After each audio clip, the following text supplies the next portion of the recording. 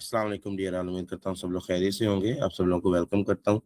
आज हमारी certified tax and corporate advisor में बैच की दूसरी रेगुलर क्लास है।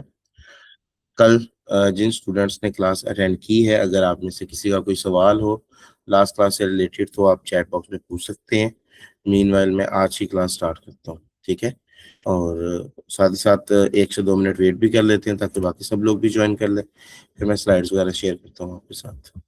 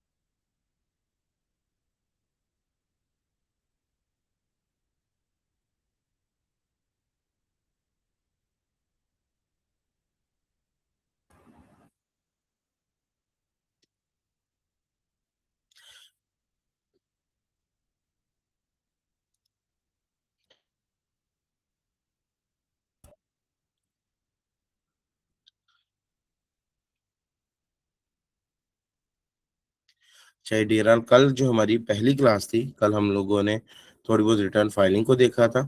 इसके अलावा हमने किसी विषय को फाइल कैसे करते हैं ये इसका तरीकाकार सीखा था। हमने बेसिक हेड्स ऑफ इनकम जाने थे हमारे कौन कौन से होते हैं।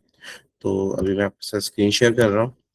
देन आप हम लोग जो है नोट्स पे मूव करते हैं और नोट्स से समझते हैं कि क्या क्या हमने पढ़ लिया और क्या क्या चीज़ें हम लोग आज पढ़ेंगे।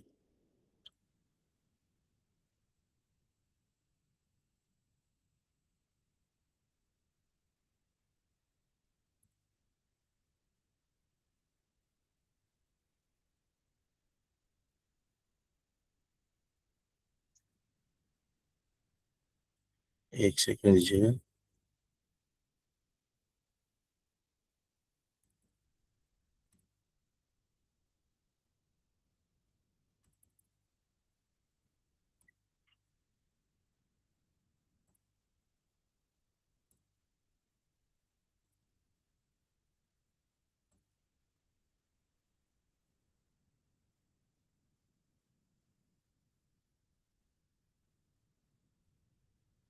स्क्रीन पे जो है वो एक स्टिकर सा आ गया है वॉल्यूम का। मैं इसको जरा हटाना चाह रहा था। मेरे ख्याल से शायद एरर है कोई, हैंग हो गया ये।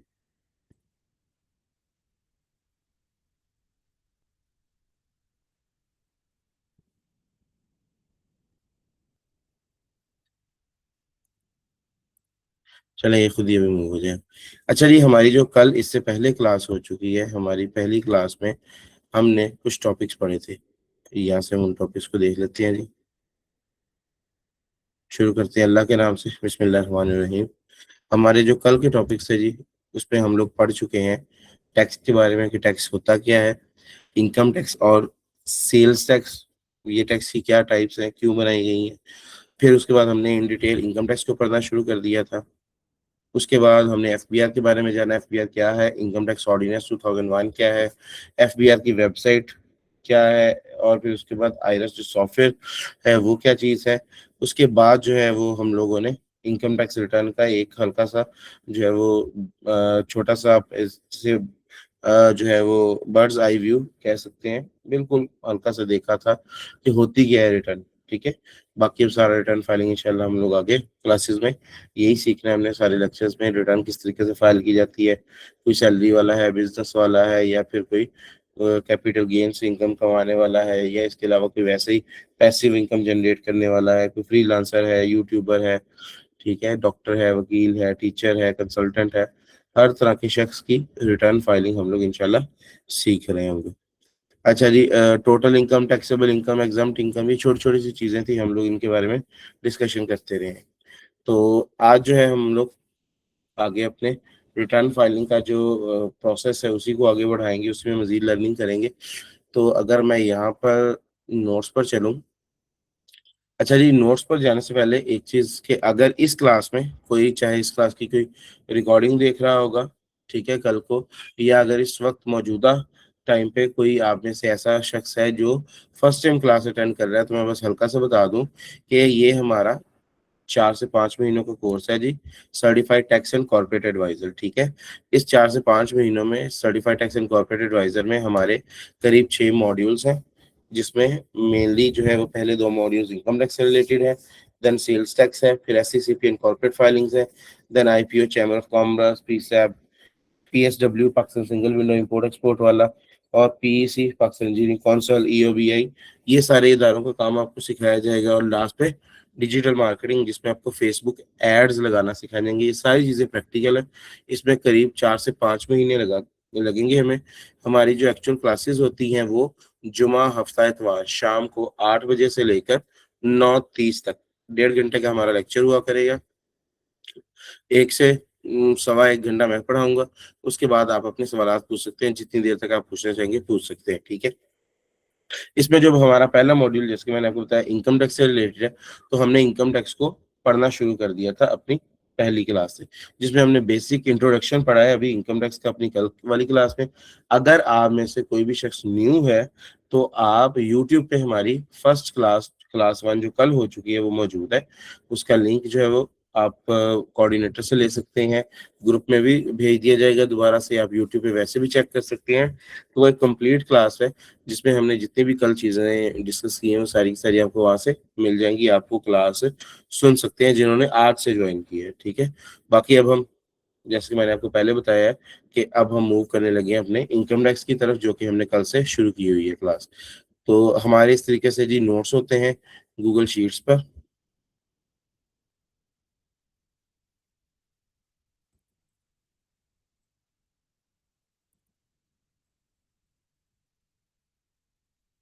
ठीक है जी। तो अगर नोट्स की बात करें, तो नोट्स में हमने कल सबसे पहले ये देखा था कि steps to become a filer, कोई भी शख्स किस तरीके से फाइलर बन सकता है, उसके 3 स्टेप हैं। एक तो हम लोग रजिस्ट्रेशन करते हैं, रजिस्ट्रेशन फॉर्म फिल करते हैं जिसे कहते हैं एनटीआर बनाना। फिर स्टेप 2 में हम उसकी जो मौजूदा साल होता है उसके रिटर्न फाइल करते हैं, गोशवारा जमा करवाते हैं, ये स्टेप 2। और स्टेप 3 में हम लोग उसका 1,000 रुपए का एक चालान बना के भरते हैं, बैंक में जमा करते हैं, ये अपने मोबाइल जैज कैश इजी पैसा ऐप के जरिए भी हम लोग ये पैसे ट्रांसफर कर सकते हैं गवर्नमेंट के जो है वो अकाउंट में, या गवर्नमेंट के खजाने में, गवर्नमेंट को हम लोग ये बेसिकली पेमेंट करते हैं। तो ये 3 प्रोसेस करने के बाद कोई भी शख्स फाइलर हो सकता है, या आप किसी को भी फाइलर बना सकते हैं। देन हमने पढ़ा था कि जी हम लोग टैक्स रिटर्न फाइल ही क्यों करते हैं। तो मैंने बताया था कि बेसिकली आपके जो इनकम टैक्स रिटर्न है, ये आईआरएस पर जो मौजूद है, ठीक है, ये बेसिकली आईआरएस वो सॉफ्टवेयर है जिसके ऊपर हम लोग सारा काम सीखेंगे, ठीक है। तो आईआरएस पर अगर मैं आपको दिखाऊं रिटर्न, ठीक है, आईरेस पर लॉगिन का क्या तरीकाकार है, आईरेस पर अकाउंट बनाने का क्या तरीकाकार है, ये सारी चीजें कल की क्लास में डिस्कस हो चुकी हैं। अभी मैं डायरेक्टली आईरेस में मैंने लॉगिन कर दिया, ठीक है। तो ये एक क्लाइंट की आईडी मैंने लॉगिन कर ली, मोहम्मद सलीम शाह साहब के, ठीक है। कल हमने जो गोशवारा शुरू किया था, रिटर्न शुरू की हुई थी, मैं अगर उसी को ओपन करता हूँ, तो आपने क्या देखना है, आपने ये देखना है कि इसके अंदर मेनली 2 हिस्से हैं इस रिटर्न के, ठीक है। एक हिस्सा जो है वो यहाँ से शुरू होता है एम्प्लॉयमेंट से, और यहाँ तक आएगा टैक्स चार्जेबल एंड पेमेंट्स तक, ठीक है, इससे कहती है इनकम टैक्स का एरिया। और फिर लास्ट पे आती है आपकी वेल्थ, दौलत, ठीक है। इनकम वो होती है जो हम एक मखसूस पीरियड के अंदर, एक मखसूस टाइम के अंदर अंदर अर्न करते हैं। जबकि वेल्थ या दौलत किसी भी शख्स की वो अमाउंट होती है जो वो आज तक, आज की डेट तक उसने वो पैसे जोड़े हुए होते हैं, या उसकी जितनी भी वो दौलत बन चुकी होती है, चाहे वो किसी चीज की शक्ल में हो, जैसे कि गाड़ी ले ले कोई बंदा, घर बना ले, बिल्डिंग बना ले, या फिर कैश की शक्ल में हो, या फिर बैंक में पैसे रखे हुए हैं, तो वेल्थ होती है।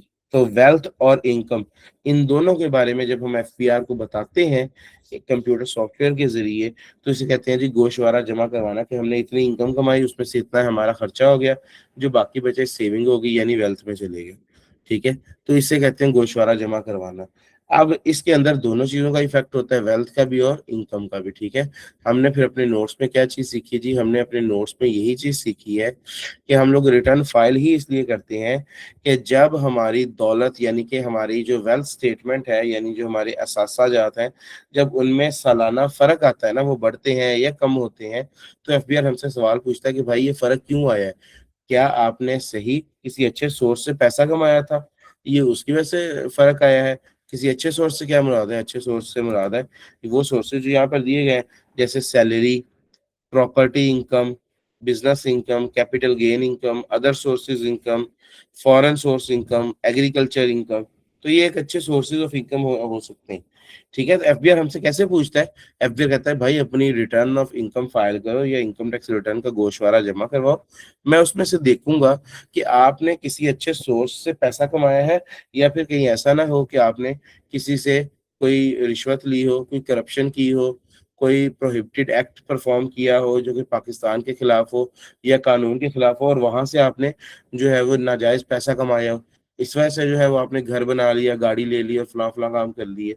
तो इन सारी चीजों की शफाफियत के लिए कि हमारे पास जो पैसा आ रहा है, जो हम कमा रहे हैं, वो कहाँ से आ रहा है, किस वजह से हमें मिल रहा है, ये सब कुछ जानने के लिए इनकम टैक्स रिटर्न फाइल की जाती है। ठीक है, हाँ, इसी इनकम टैक्स रिटर्न का एक दूसरा एक्सपेक्ट ये होता है कि जब हम इस इनकम टैक्स रिटर्न के अंदर अपनी इनकम डिक्लेयर करते हैं, बताते हैं कि जी हमारे पास इतना पैसा हमने कमाया इस साल, अगर हमारा वो पैसा 6 लाख रुपयों से जायद हो, तो फिर उसके ऊपर टैक्स लग जाता है। एफबीआर कहता है कि भाई आप तो अच्छे खासे अमीर आदमी हो, पैसा अफोर्ड करते हो, तो आप हुकूमत की मदद करो और हुकूमत को टैक्स लिया करो। 6 लाख से कम वाले लोगों के ऊपर टैक्स नहीं लगेगा, जिनकी सालाना आमदन 6 लाख से ऊपर होगी उनके ऊपर टैक्स लगता है। ठीक है, ये देखिए लिखा हुआ है। तो फिर हुकूमत इस पे ऊपर टैक्स भी ले लेती है, लेकिन टैक्स लेना जो है वो कोई प्राइमरी टास्क नहीं है एफबीआर का, ये हुकूमत का, क्योंकि ऐसे लाखों करोड़ों लोग हैं जो कि less than taxable income earn कर रहे होते हैं, यानी 6 लाख से कम पैसा कमा रहे होते हैं, वो तो कभी भी टैक्स नहीं देते। लेकिन एफबीआर उन्हें भी कहता है कि अपने गोशवारे जमा करवाओ, रिटर्न फाइल करो। क्यों? क्योंकि एफबीआर चाहता है कि शफाफियत रहे हमेशा। ठीक है, तो मेन मसला जो है वो इनकम की शफाफियत का है कि पैसे का सोर्स क्या है, पैसा कहाँ से आ रहा है और कहाँ जा रहा है। ठीक है, और लेकिन ये मेन जो है वो पर्पस नहीं है कि पैसा इकट्ठा किया जाए। हाँ, पैसा इकट्ठा किया जाना एक सेकंड पर्पस बन जाता है जब किसी भी शख्स की जो आमदन है, सालाना आमदन, वो 6 लाख रुपए से जायद है। ये चीजें हमने कल सीखी थी। ठीक है जी, रजिस्ट्रेशन के लिए कुछ डॉक्यूमेंट्स वगैरह रिक्वायर होते हैं, इन सब की भी हमने कल बात कर ली थी। डॉक्यूमेंट्स क्या रिक्वायर होते हैं जी, सिर्फ और सिर्फ शनाख्ती कार्ड की फ्रंट बैक कॉपी, और जिस बंदे को आपने फाइलर करना है उसका करंट एड्रेस पूछ लें, उसका फ़ोन नंबर ले लें, ईमेल ले लें, और बस उसको आप फाइलर कर सकते हैं। ठीक है, रजिस्ट्रेशन फॉर्म के ज़रिए। रजिस्ट्रेशन फॉर्म भी कल मैंने आपको ओपन करके दिखाया था। रजिस्ट्रेशन फॉर्म को ओपन करने का तरीकाकार क्या है जी, सिंपली आपने आईरेस पे चले जाना है।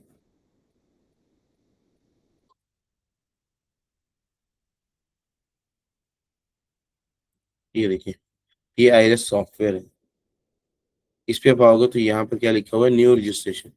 तो ये रजिस्ट्रेशन फॉर्म खुल जाता है। इससे जो है वो आप किसी भी शख्स की लॉगिन आईडी, जो कि उसका शनाख्ती का नंबर होता है, ठीक है, ये वाला, और पासवर्ड भी यहाँ से आप सेट कर सकते हो जब आप पहली दफा किसी शख्स को इनरोल करते हो एफबीआर के पोर्टल पे, जिसे हम आईरेस कह रहे हैं। ठीक है, इसी के ऊपर हम लोग अपनी इनकम और एक्सपेंसेस और हर तरह की चीज को डिक्लेयर करेंगे। यहीं पे हम लोग अपना ऑनलाइन गोशवारा बनाते हैं, किसी दफ्तर में जाने की जरूरत नहीं पड़ती है आपको। ठीक है, ना ही आपको किसी ऑफिसर से बात करनी पड़ती है, सब कुछ आपने अपने कंप्यूटर, अपने लैपटॉप के जरिए करना होता है। ठीक है, तो यहाँ से आपको आईडी और पासवर्ड मिल जाएगा, नया जब आप बना लेंगे अपने क्लाइंट के लिए। और उसके बाद क्या होगा, उसके बाद बस आपने ऐसे आईरेस पे आना है, लॉगिन आईडी पासवर्ड को यूज करना है। कहाँ पे है जी लॉगिन आईडी पासवर्ड, ये मिल गया, अच्छा, अब इसको यूज कहाँ पे करना है, इस जगह पे अपनी शनाख्ती कार्ड नंबर लिख दें, नीचे इसके अपने पासवर्ड लिख दें और बस अब आप यूज कर सकते हैं इसको। तो ये इसका तरीकाकार है जी। जब आप इसको ओपन करते हैं तो इस तरीके से ही आपके सामने ये गोशवारा ओपन हो जाता है। ठीक है, गोशवारे में होता क्या बेसिकली, मैं आपको बहुत दफा बता चुका हूँ कि गोशवारे में इनकम होती है, एक्सपेंस होता है, और आपके सेविंग्स, आपके एसेट्स, आपके असासाजात, आपकी दौलत होती है। इन सब चीजों के बारे में बता देना, ये क्या कहलाता है, डिक्लेरेशन। ठीक है, ये डिक्लेरेशन कहलाता है। एज्यूम कर लें कि आपके पास एक बैग है, ठीक है, एक बस्ता है, जैसे आप स्कूल पढ़ने जाते थे तो आपके पास बैग हुआ करता था। तो आप एज्यूम करें कि आयरस के अंदर जो गोशवारा है ना, वो एक ऐसा बैग है कि उसके अंदर मुख्तलिफ सारी चीजें आपने रखी हुई हैं। ठीक है, उसी में आप बता रहे हैं कि भाई मेरी इस साल मैंने कितना पैसा कमाया, उसी में आप बता रहे हैं कि भाई मेरे पास टोटल दौलत पड़ी कितनी है, मेरे पास गाड़ियां कितनी हैं, घर कितने हैं, मेरे पास बाइक्स वगैरह कितने हैं, मैंने किसी से पैसे उधार लिए हुए हैं तो कितने लिए हुए हैं, मैंने किसी को उधार दिया हुआ है तो कितना दिया हुआ है, मेरे बैंक में कितना पैसा पड़ा है, मेरे पास कैश कितना पड़ा है। ये पूरा बस्ता खोल के आप एफबीआर को बता देते हैं तो इसे क्या कहा जाता है, डिक्लेयर करना, ऐलान करना। ठीक है, बयान कर देना, इसी को रिटर्न कहा जाता है। ठीक है, डिक्लेरेशन और रिटर्न एक ही चीज है। ये देखिए आप यहाँ पे लिखा हुआ डिक्लेरेशन, और यहाँ से ही हम लोग रिटर्न फाइल करते हैं। ये आपकी रिटर्न होती है। रिटर्न इस टाइम मैंने ओपन की हुई है। ठीक है, नॉर्मल रिटर्न, तो डिक्लेरेशन कह लें या रिटर्न कह लें, एक ही बात है। तो जैसे कि हम लोग अभी कहते हैं, और कल हमने प्रॉपर इसके बारे में बात की है कि ये जो रिटर्न फाइलिंग है, इसके पीछे जो मेन लॉजिक है वो कहाँ से बना हमारा, कि भाई हमारी जो वेल्थ स्टेटमेंट है, जो हमारे असासाजात हैं इसके अंदर, ये देखिए लिखा हुआ पर्सनल एसेट्स एंड लायबिलिटीज, इनके अंदर कोई ना कोई फर्क आता है। गौर से अगर आप पढ़ेंगे तो आपको नजर आएगा। ये देखिए, अब ये जिस बंदे के असासाजात है, क्या लिखा हुआ है कि ये इसके पास एग्रीकल्चर प्रॉपर्टी है। ठीक है, सामने उसकी कीमत लिखी हुई है, करीब कितने की है जी, ये है करीब 5 करोड़ 30 लाख रुपए की। फिर एक और एग्रीकल्चर प्रॉपर्टी है उनके पास, ये कितने की है जी, ये 3 करोड़ 10 लाख की है। ये इनके सासाजात हैं, प्रॉपर्टी है, इनकी दौलत है। अगर इसमें कोई तब्दीली आएगी, मिसाल के तौर पे ये सारा कुछ इनके पास आज है, लेकिन ये क्या करते हैं, ये कोई 10 करोड़ की एक प्रॉपर्टी और खरीद लेते हैं इस साल। अब तब्दीली आई है ना, 10 करोड़ की प्रॉपर्टी खरीदी इन्होंने। जब ये 10 करोड़ की प्रॉपर्टी खरीदेंगे तो उसको अगर ये यहाँ पर लिखते हैं फॉर एग्जाम्पल इस जगह पर, ठीक है, ये प्लस का बटन दबाऊंगा मैं, तो 10 करोड़ की मजीद प्रॉपर्टी खरीदने के बाद इनकी वेल्थ जो है वो अब चेंज हो जाएगी, दौलत इनकी बदल जाएगी, चेंज हो जाएगी। आप देखते रहते हैं ना, अक्सर सुनते हैं कि जी फलाना जो दुनिया का अमीर तरीन शख्स है जी, इलॉन मस्क है, पहले उसकी दौलत जो है वो इतने बिलियन डॉलर्स थी, अब इतने बिलियन डॉलर हो गई है, अब इतने बिलियन, डेली बढ़ रही होती है। ठीक है, तो उसके जो है वो अदाद शुमार आते रहते हैं, यानी वेल्थ बढ़ रही होती है। वेल्थ क्या है, उस शख्स की अपनी दौलत।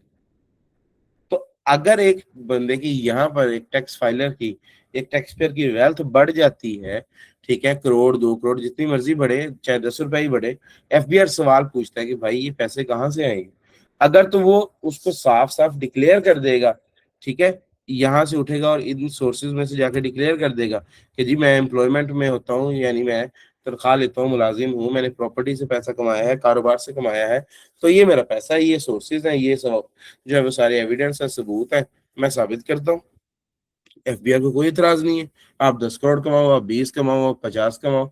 एफबीआई ने सिर्फ इतना पूछा कि भाई गलत सोर्स से तो नहीं कमाया, आपने नहीं कमाया गलत सोर्स से, एफबीआई को कोई इतराज नहीं है। तो अब ये जो हम लोग सोर्स साबित करते हैं, सोर्स कैसे साबित कर रहे हैं, सोर्स हम साबित करते हैं इस जगह में, इनकम टैक्स रिटर्न वाले हिस्से में आके हम लोग अपना इनकम का सोर्स बताते हैं। ये क्या है, हेड्स ऑफ इनकम, इसी में सोर्सेज बताए जाते हैं। ठीक है, कौन कौन से हेड्स ऑफ इनकम है ये आपके सामने लिखे भी हुए हैं। एम्प्लॉयमेंट में salary, property, business, capital gain और अदर सोर्सेज, ये टैक्सेबल है। फॉरेन सोर्स, ये एग्रीकल्चर, ये एग्जम्प्ट है, इनके ऊपर टैक्स आपने नहीं देना होता, इसलिए इनको अलग से लिखा गया। तो ये हम लोग अपने सोर्सेज बताते हैं। ठीक है, अच्छा, तो आज का हमारा जो मेन टॉपिक है वो है वेल्थ स्टेटमेंट, यानी वो चीज जिसकी वजह से हमें रिटर्न फाइल करनी पड़ती है। तो मैं यहाँ से आपको नोट से प्रैक्टिकली भी ये सारा कुछ हैंडल करके दिखाऊंगा। मतलब कि आइरिस से भी प्रैक्टिकली करके दिखाऊंगा। इसके अलावा आपके पास जो है वो यहाँ नोट्स में मैंने जो है इसकी एक स्नैपशॉट भी रखा है, ताकि आप लोग भी इसको अच्छे से अंडरस्टैंड कर सकें। ये देखिए वेल्थ स्टेटमेंट, पूरी वेल्थ स्टेटमेंट में का मैंने जो स्नैपशॉट है वो आपको यहाँ पे नोट्स में मैंने प्रोवाइड कर दिया, आप इसको यहाँ से देख सकते हैं।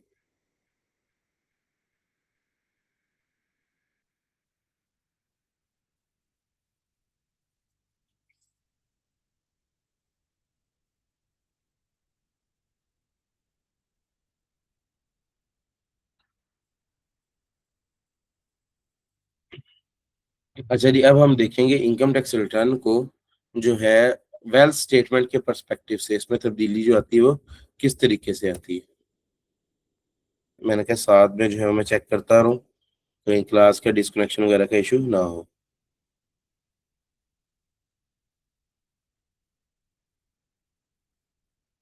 अच्छा जी, जुबैर साहब कह रहे हैं कि तलहा जुबैर को मैंने अटैच, कोई मसला नहीं है डियर, कोई ऐसा मसला नहीं है।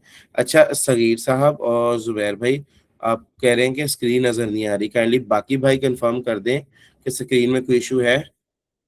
आप लोग भी कंफर्म कर दें कि क्या स्क्रीन आपको वाकई नज़र नहीं आ रही, और बाकी भाई भी काइंडली कंफर्म कर दें कि क्या कोई मसला है स्क्रीन में। ये जो मैं अभी आपको नोट्स वगैरह सारा कुछ ओपन करके दिखा रहा था। ठीक है, माजिद भाई कह रहे हैं कि बिल्कुल ठीक है। चले चलें, ठीक है जी, अब हम चलते हैं वापस। अच्छा, तो अब काइंडली साथ साथ ना मुझे फॉलो करते रहे इस चीज को, कि ये जो मैं एक लॉजिक बिल्ड कर रहा हूँ, कल भी ये बिल्ड किया था लॉजिक, कि भाई रिटर्न हम लोग क्यों फाइल करते हैं, वेल्थ स्टेटमेंट में आने वाली तब्दीलियों को जस्टिफाई करने के लिए। और अगर सादा जुबान में बात करें तो एक शख्स जो, अगर उसकी अपनी माशी हालत बेहतर होती है या खराब होती है, दोनों सूरतों में उसको जस्टिफाई करने के लिए इनकम टैक्स रिटर्न फाइल कर रहे होते हैं हम लोग। ठीक है, वो हमारी एक जुबान है, जस्टिफिकेशन की एक जुबान क्या है, एफबीआर और आम आदमी के दरमियान जो जस्टिफिकेशन की जुबान है वो है इनकम टैक्स रिटर्न या गोशवारा। इसको आप आम हालात में रख के देखेंगे ना, तो एक शख्स है फॉर एग्जाम्पल, उसके पास काफी ज्यादा पैसा आता जा रहा है। ठीक है, तो पहले उसके पास साइकिल होता था, फिर उसने बाइक ले लिया, अब उसके पास बहुत बड़ी गाड़ी आ गई है, पहले वो किराए के मकान में रहता था, अब उसके पास अपना घर है। ठीक है, और इसी तरीके से उसका रहन सहन भी तब्दील हो गया है, वो जो कपड़े वगैरह पहनता था वो भी बड़े अच्छे पहनता है। ठीक है, और अक्सर वो स्टेटस लगा रहा होता है कि जी आज मैं फलां रेस्टोरेंट में जा रहा हूँ, आज फलां में जा रहा हूँ, ये आज मैंने नई गाड़ी परचेज कर ली है। तो बहुत सारे उसके आसपास कम्युनिटी में जो है वो सर्कल में लोग होते हैं ना, जो उससे पूछते हैं, उसके मुखालिफ नहीं कह रहा कि सिर्फ उसके मुखालिफ पूछेंगे, उसके दोस्त भी उससे पूछ सकते हैं कि यार माशाल्लाह, जो है वो काफी अच्छा आपका लाइफस्टाइल चेंज हो गया, आपके पास अच्छी सहूलियात आ गई हैं, पैसा आ गया है, ये जो इंक्रीज हुआ है सारा कुछ, या ये जो फर्क आया है, ठीक है, इस डिफरेंस के पीछे क्या राज है। आमतौर पे आप अक्सर सुनते रहते हैं ना, लोग पूछते हैं कि यार ऐसा कौन सा काम आपने स्टार्ट कर दिया है, कहाँ से आपको इतनी इनकम हो रही है, क्या राज है कि आपके पास ये सारी सहूलियात आ गई हैं। तो वो शख्स आगे से, अगर तो वो अपनी मर्जी से बताना चाहता है, वो जब आगे से आपको बताता है ना कि यार मैंने पिछले दिनों जो है वो एक छोटा सा अपना बिजनेस स्टार्ट किया था। ठीक है, मैंने कैफे बनाया था, और अब जो है वो कैफे मेरा काफी अच्छा चल गया हुआ है। पिछले साल उसने इतनी इनकम दी थी, इस साल इतनी इनकम दी है, तो अल्लाह का शुक्र है, मैंने ये भी कर लिया है, मैंने वो भी कर लिया है, अब मेरे पास ये चीज भी आ गई है, मेरे पास वो चीज भी आ गई है। अब ये क्या कर रहा है, ये डिक्लेयर कर रहा है, इनकम को डिक्लेयर कर रहा है, और उसका सोर्स बता रहा है। इसी को तो इनकम टैक्स रिटर्न कहते हैं। इसी तरीके से आप में से कुछ लोग जो देहात से जो है वो आपका ताल्लुक होगा, अगर गांव से ताल्लुक होगा, तो आपने अक्सर सुना होगा कि जब किसी की आलू की फसल अच्छी होती है, जैसे इस दफा नहीं हुई अच्छी, लेकिन अगर किसी की आलू की फसल अच्छी हो जाए, तो कई दफा देखा गया है कि जिन्होंने आलू की ज्यादा फसल जो लोग काश्त करते हैं, वो सिर्फ एक सीजन के फर्क से उनका पूरा लाइफस्टाइल चेंज हो जाता है। यानी कई दफा ये होता है कि आलू इतने महंगे हो जाते हैं कि वो लोग जो है वो करोड़पति बन जाते हैं। अब अगर आप किसी बंदे से पूछते हो कि यार क्या हो गया ऐसे अचानक से, सब कुछ आ गया आपके पास, तो वो आगे से आपको ये भी कह सकता है कि भाई मैंने आलू की फसल काश्त की थी, वो मेरे इतने के आलू बिक गए हैं, मेरे पास प्रॉफिट आया बहुत ज्यादा। ये क्या है, एग्रीकल्चर इनकम। उसने अपना सोर्स ऑफ इनकम बता दिया, डिक्लेयर कर दिया कि भाई मैंने आलू बेचे थे, आलू जो है मैंने काश किए थे और उन्हें बेचा, तो मेरे पास इतना ज्यादा पैसा आ गया। एक बंदा है, उसका प्राइस बॉन्ड निकल आता है, वो अमीर हो जाता है बहुत ज्यादा। आप उससे पूछते हैं कि वही अगेन सवाल कि भाई कहाँ से आया सब कुछ माशाल्लाह, तो वो क्या कहेगा?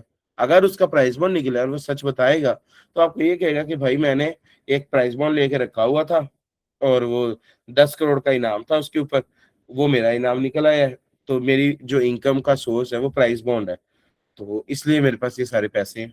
कोई बताएगा कि जी मैंने यूट्यूब चैनल बनाया था, उसके ऊपर मैं व्लॉग्स बनाता था, अचानक से मेरी वीडियोस वायरल होना शुरू हो गई हैं। ये आपको वो मिसालें दे रहा हूँ जो रोज आप आसपास देखते रहते हैं।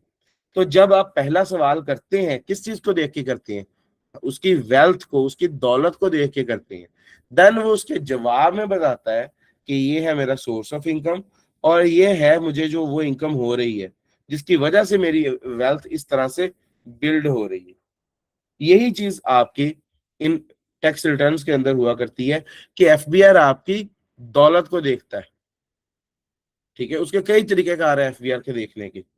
एफबीआर प्रोफेशनल मेथड से भी देखता है, जैसा कि आपका बैंक बैलेंस एफबीआर अपने सोर्सेज से चेक करवाता है, स्टेट बैंक के जरिए किसका बैंक बैलेंस जो है वो अचानक से बहुत ज्यादा राइज हुआ है, या फिर एफबीआर आपके नाम पे देखता है कि किसने जो है वो रिसेंटली प्रॉपर्टीज परचेज की हैं।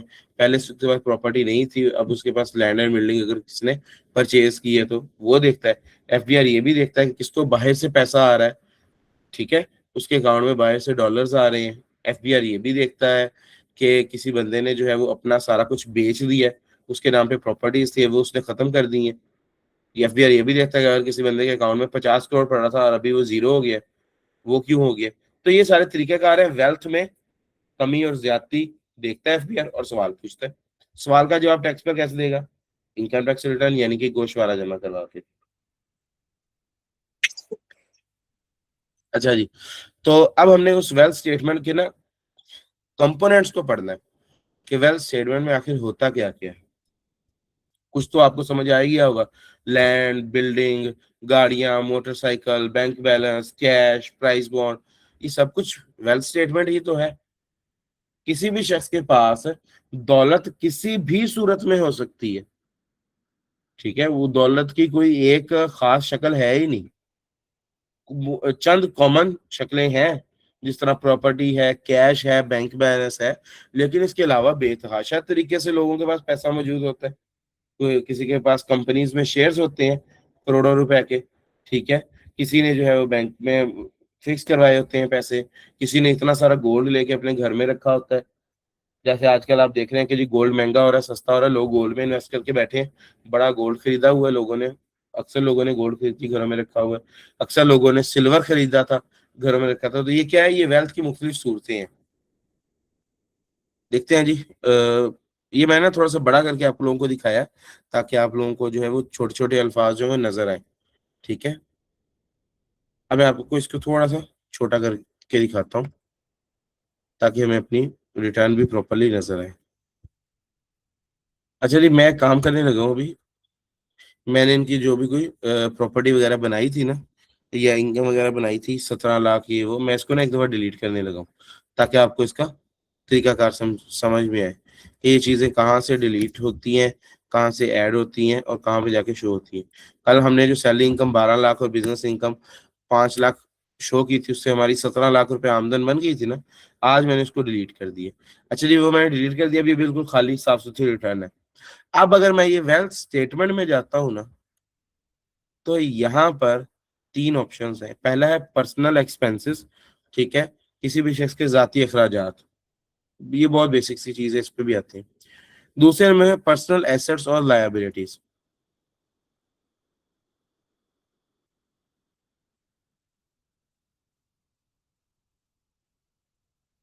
यानी कि किसी भी शख्स के असासा जात, उसकी दौलत, या वो पैसे जो उसने कर्ज लिया हो किसी से, ठीक है, उसके कर्जे, उसके उधार, और वो पैसे जो उसके अपने हैं, दौलत, ये उसकी पूरी लिस्ट होती है, ठीक है जी। तीसरे नंबर पे आती है बहुत ही इंपॉर्टेंट चीज और पूरी रिटर्न की जान है ये चीज, रिकॉन्सिलिएशन, ठीक है। वेल्थ रिकॉन्सिलिएशन भी इसे कहते हैं, रिकॉन्सिलिएशन ऑफ नेट एसेट्स भी कहते हैं। यहीं पे सारा काम शुरू होता है। इसको गौर से देखें, इसमें क्या क्या लिखा हुआ है। इस ये जहां से शुरू होता है ना, इसमें क्या लिखा है, नेट एसेट्स करंट ईयर, यानी कि आपके पास फाइनली नेट असासा जात कितने हैं, दौलत कितनी है इस साल, क्या लिखी हुई है, ये करीब 15 करोड़ 9 लाख 82 हजार रुपए है। ठीक है। और पिछले साल कितनी है, 15 करोड़ 9 लाख 82 हजार।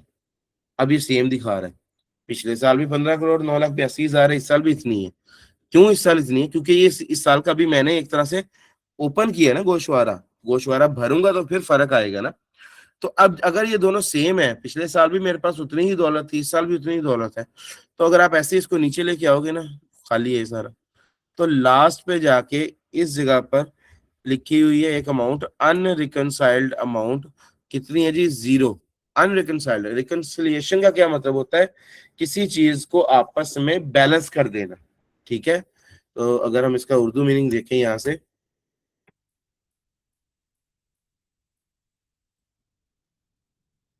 ठीक है, उर्दू मीनिंग है जी रिकॉन्सिलिएशन का मुफाहमत, यानी चीजों को आपस में बराबर कर देना, एक दूसरे के सामने दिखा देना कि दो चीजें आपस में किस हद तक बैलेंस्ड है, बराबर है। कौन कौन सी दो चीजें, पिछले साल की दौलत और इस साल की दौलत, हम लोग इसके अंदर रिकॉन्सिलिएशन देख रहे होते हैं। अच्छा जी, अब यहाँ पर अभी तक तो रिकॉन्सिलिएशन ठीक है। अगर रिकॉन्सिलिएशन 0 है ना, यानी फर्क ही 0 है, कोई फर्क नहीं है, जितनी दौलत पिछले साल थी उतनी ही इस साल है, तो कोई मसला नहीं। अब मैं आपको इसमें तब्दीली करके दिखाता हूँ। ठीक है, अब हम गोशवारा जमा करवाने लगे हैं। मेरे पास ये क्लाइंट आते हैं, सैयद जमाल शाह साहब, कहते हैं कि जी मेरा गोशवारा जमा करवा दें, मेरी टैक्स रिटर्न फाइल कर दें। और मैं उन्हें पूछता हूँ कि जी बताएं क्या क्या तब्दीली है। तो वो कहते हैं जी मैंने इतने पैसे कमाए, ये किया वो किया। मैं उन्हें कहता हूँ कि आप पैसे कमाने वाला हिस्सा मुझे बाद में बताइएगा, मुझे आप सबसे पहले ये बताएं। मैं आपको एक लिस्ट निकाल के देता हूँ, ठीक है, एक वेल्थ स्टेटमेंट होती है, मैं आपको उसकी लिस्ट निकाल के दे रहा हूँ। आप मुझे बताएं कि इसमें कोई इजाफा या कमी हुई।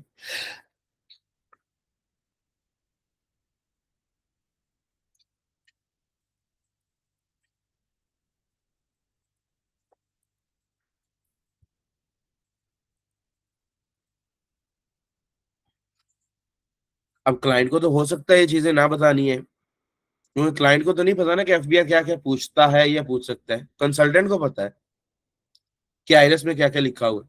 तो मैं उससे कैसे पूछूंगा, मैं उसे कहूंगा कि जी जमील साहब आप मुझे बताएं, आपके नाम पर पिछले साल दो प्रॉपर्टीज थी, जरिए जमीन, ठीक है, दो एग्रीकल्चर प्रॉपर्टीज थी, तो क्या वो दोनों प्रॉपर्टीज आपके पास मौजूद हैं या आपने बेच दी हैं।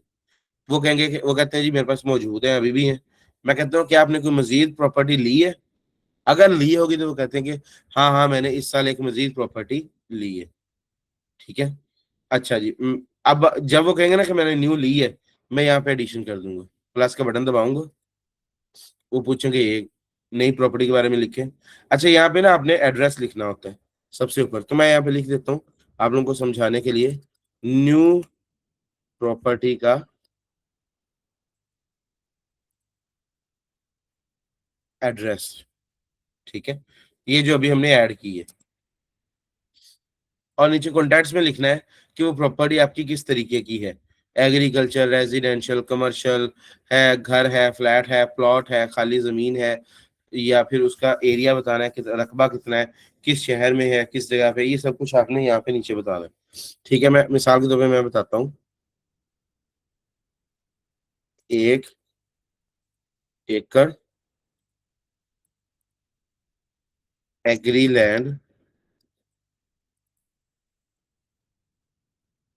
प्राइवेट, यानी कि इनकी जाती है, और कहाँ पर है, कोई भी आप जो भी शहर है, मिसाल के तौर पे मैं कहता हूँ जी लाहौर में, लिख दिए, सबमिट कर देते।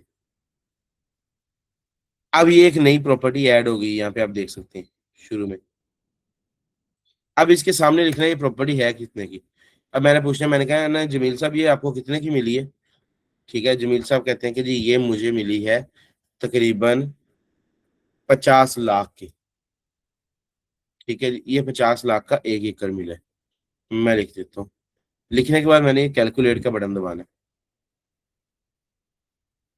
जैसे मैं कैलकुलेट का बटन दबाऊंगा ना, अब एक दफा इसका इफेक्ट देखिए। अब आएंगे ना आप रिकॉन्सिलिएशन में, तो आपको नजर आएगा कि पिछले साल था 15,09,82,000 रुपए। इस साल कितना हो गया? एडिशन हो गया। एडिशन कितने का हुआ है? ये इंक्रीज इन एसेट्स 50 लाख, और अब कितने बन गए? 15,69,82,000 रुपए। ये 50 लाख का जो इंक्रीज हुआ ना, यही अनरिकनसाइल्ड अमाउंट बन जाएगी। ये बन गई अनरिकनसाइल्ड अमाउंट।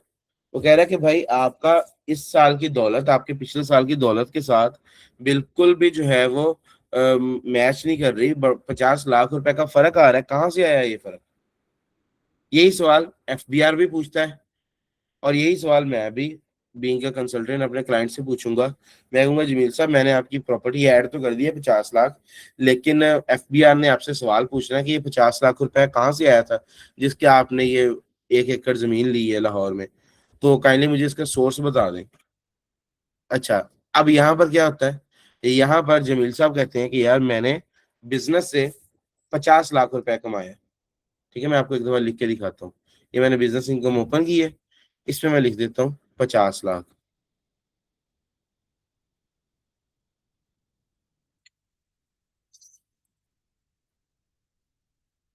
वही सवाल है, मैंने पूछा कहाँ से आया है पैसा इतना कि जमील साहब ने जमीन ले ली 1 एकड़।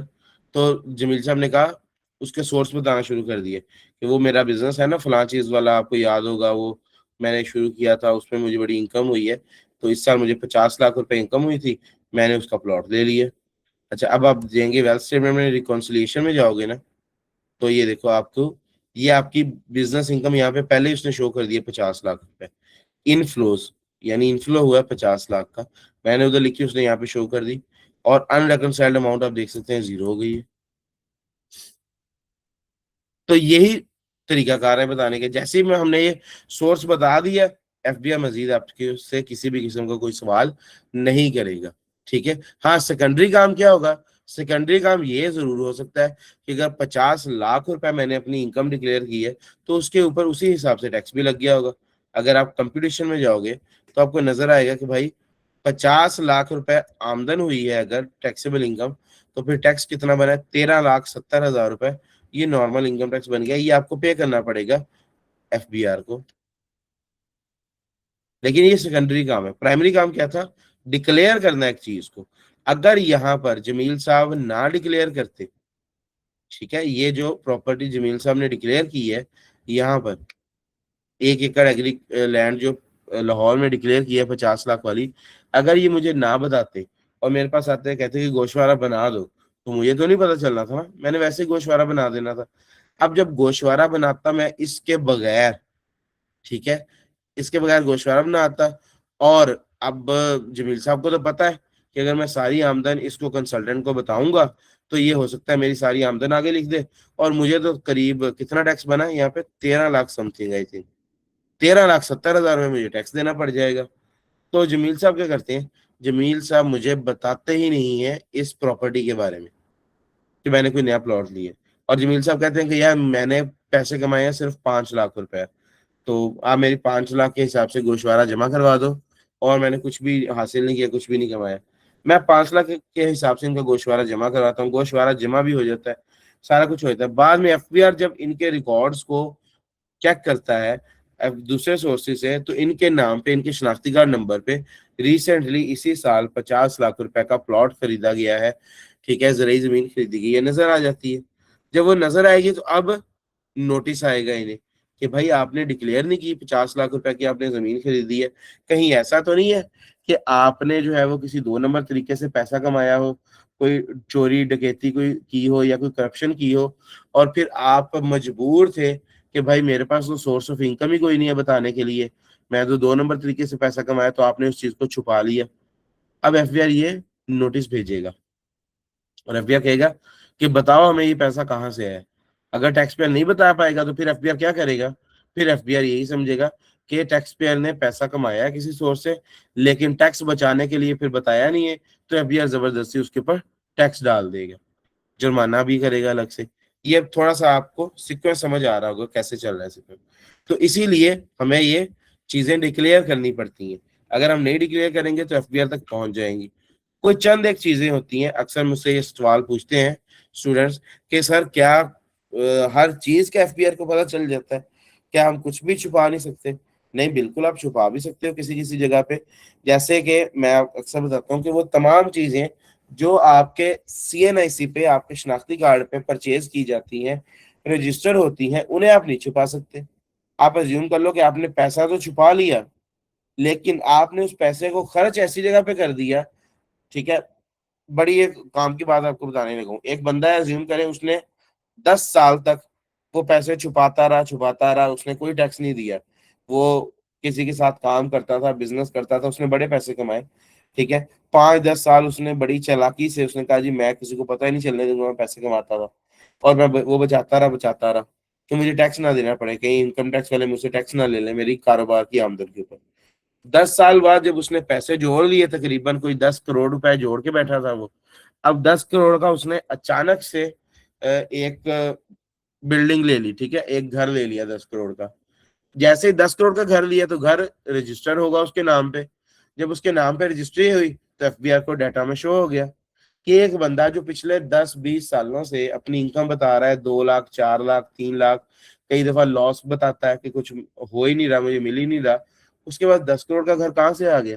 तो साथ ही क्या होगा, इनकम टैक्स वाले नोटिस भेजेंगे कि भाई आप तो अपनी वेल्थ स्टेटमेंट के मुताबिक अपनी इनकम को डिक्लेयर ही नहीं कर रहे थे, आपकी वेल्थ स्टेटमेंट ने तो अचानक से इतना बड़ा जंप मारा है, आप 10 सालों से पैसा छुपा के बैठे हो जोड़ जोड़ के, लेकिन क्या फायदा हुआ उस चीज का कि अगर लास्ट पे जाके एक ऐसा काम हुआ जिसकी वजह से आपके सारा पैसा नजर आ गया। तो अब ये वो रीजन है जहां पे जाके पैसा नजर आ जाता है हुकूमत को, जब आप किसी ऐसी जगह पैसा लगा देते हैं जहां पर उसकी चीज की रजिस्ट्री हो रही है आपके शनाख्ती कार्ड पे। इसमें लैंड एंड बिल्डिंग की सेल परचेज है, इसमें ये भी है कि आप बैंक में पैसा जमा करवा दें तब भी एफबीआर को पता चल जाएगा, ठीक है। आप कोई गाड़ी ले लें, ठीक है, कोई मोटरसाइकिल ले लें, उनका भी रिकॉर्ड आपके सीएनआईसी पे होता है, एक्साइज एंड टैक्सेशन डिपार्टमेंट के जरिए। तो आप किसी कंपनी में शेयर्स ले लें तब भी रिकॉर्ड जाता है, वो भी शनाख्ती कार्ड पे ही होता है। तो यही वजह है कि अक्सर जगहों पे आपने देखा होगा कि आईडी कार्ड को बहुत ज्यादा इंपॉर्टेंस दी जाती है। कोई भी काम करना, वो कहते हैं जी पहले आप अपना आईडी कार्ड नंबर बताएं, ठीक है। कहीं पे इन्वेस्टमेंट करनी हो, कुछ लेना देना हो, तो इन आईडी कार्ड नंबर जरूर वो लेते हैं। क्यों लेते हैं? ताकि जब आईडी कार्ड के साथ कोई चीज स्टिक हो जाएगी ना, उसके साथ जुड़ जाएगी, आपकी कोई भी आपका एक्ट, आपकी कोई ट्रांजैक्शन, आपका कोई अमल, तो वो उन तमाम इदारों के पास डाटा चला जाएगा जो जो इदारे आपके शनाख्ती कार्ड नंबर के जरिए आपके ऊपर नजर रखे हुए हैं, जिनमें से एक एफबीआर भी है। तो फिर अगर आपने वाकया ही पैसे छुपाए हों टैक्स से और हमेशा के लिए छुपाना चाहते हैं, तो फिर ऐसा ना करें कि आप प्रॉपर्टीज खरीदें। और उसका फिर हल यही होता है कि आप उन पैसों को उन जगहों पे खर्च करें जिनका कोई ऑफिशियल रिकॉर्ड नहीं है, जैसे कि गोल्ड। तो जो लोग गोल्ड परचेज करके रख लेते हैं उन पैसों से, गोल्ड आपको पता है इस वक्त तक गोल्ड सादा तरीके से ही परचेज किया जाता है, लेकिन बहुत जल्द ऐसा होना शुरू हो जाएगा कि गोल्ड भी एक रजिस्टर्ड वे से ही परचेज होगा, यानी उसकी प्रॉपर रजिस्ट्री हुआ करेगी, चाहे वो ऑनलाइन रजिस्ट्री हो या वो प्रॉपर जमीन जायदाद की तरह हो। यानी बेचने वाला भी उसमें अपना बयान रिकॉर्ड करवाएगा और खरीदने वाला भी बयान रिकॉर्ड करवाएगा, और जो है गोल्ड की सेल परचेज सीएनआईसी के ऊपर ही होगी।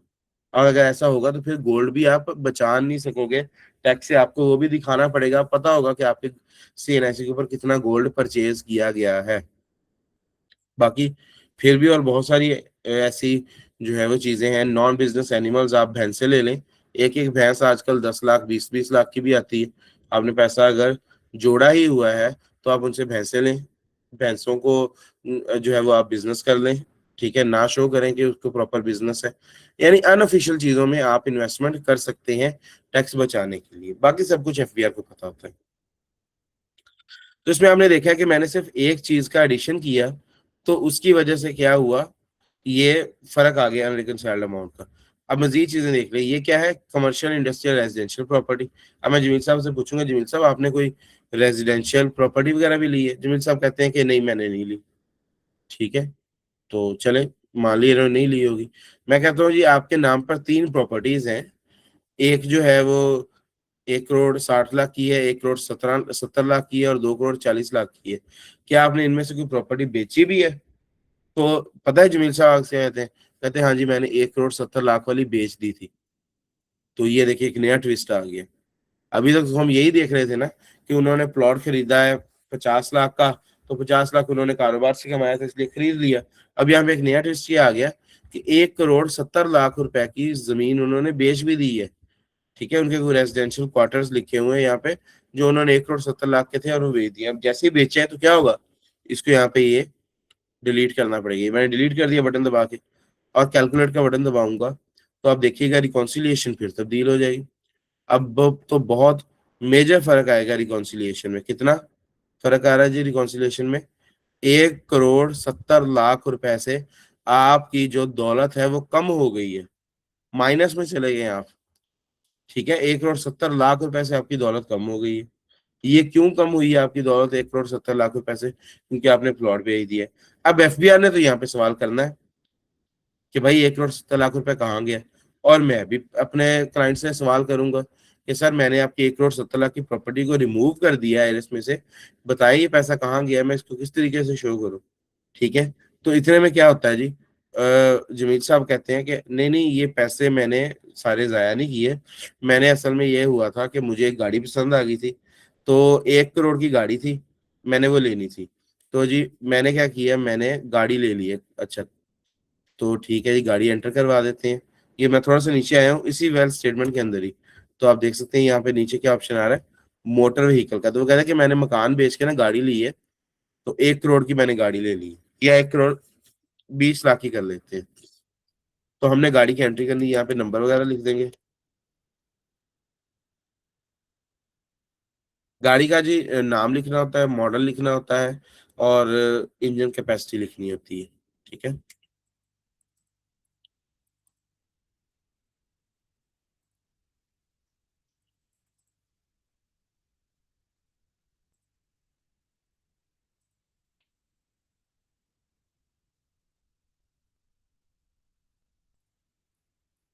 हमने लिख दिया, सबमिट कर दी। अब इसके सामने हमने अपनी कीमत लिखनी। मैंने कहा जी जमीन साहब ये कितने की आई है? उन्होंने कहा 1 करोड़ 20 लाख की। लिख दिया जी 1 करोड़ 20 लाख। अब कैलकुलेट का बटन दबा देंगे। अब गए वापस रिकॉन्सिलिएशन में, तो रिकॉन्सिलिएशन में गए तो अभी भी 50 लाख रुपए का फर्क आ रहा है। मैंने कहा जमीन साहब वो तो मैंने गाड़ी ऐड कर दी है, लेकिन 50 लाख रुपए आपकी वेल्थ में से अभी भी कमी नजर आ रही है, वो कहाँ गया 50 लाख रुपए? तो जमील साहब कहते हैं कि मैंने जो है इसमें से जो 50 लाख रुपए है वो उसका मैंने घर का कोई सामान ले लिया था। ठीक है, यहाँ पे अगर आप देखें तो ये हाउस होल्ड इफेक्ट लिखा हुआ है। ठीक है, 7010, और इसमें उन्होंने घर का कोई सामान ले लिया। 25,42,000 रुपए का पहले है, तो उन्होंने कुछ और ले लिया। ठीक है, अब मैं ज्यादा नहीं करता, मैं अभी आपको तरीके से समझा रहा हूँ कि पैसा कहाँ कहाँ नजर आ सकता है। अच्छा खैर, वो कहते हैं नहीं मैंने 25,42,000 रुपए मेरे पास का सामान पहले पड़ा था, तो मैंने इसमें 5 लाख का सामान और लिया, तो ये कितना हो गया? ये हो गया जी 30,42,000।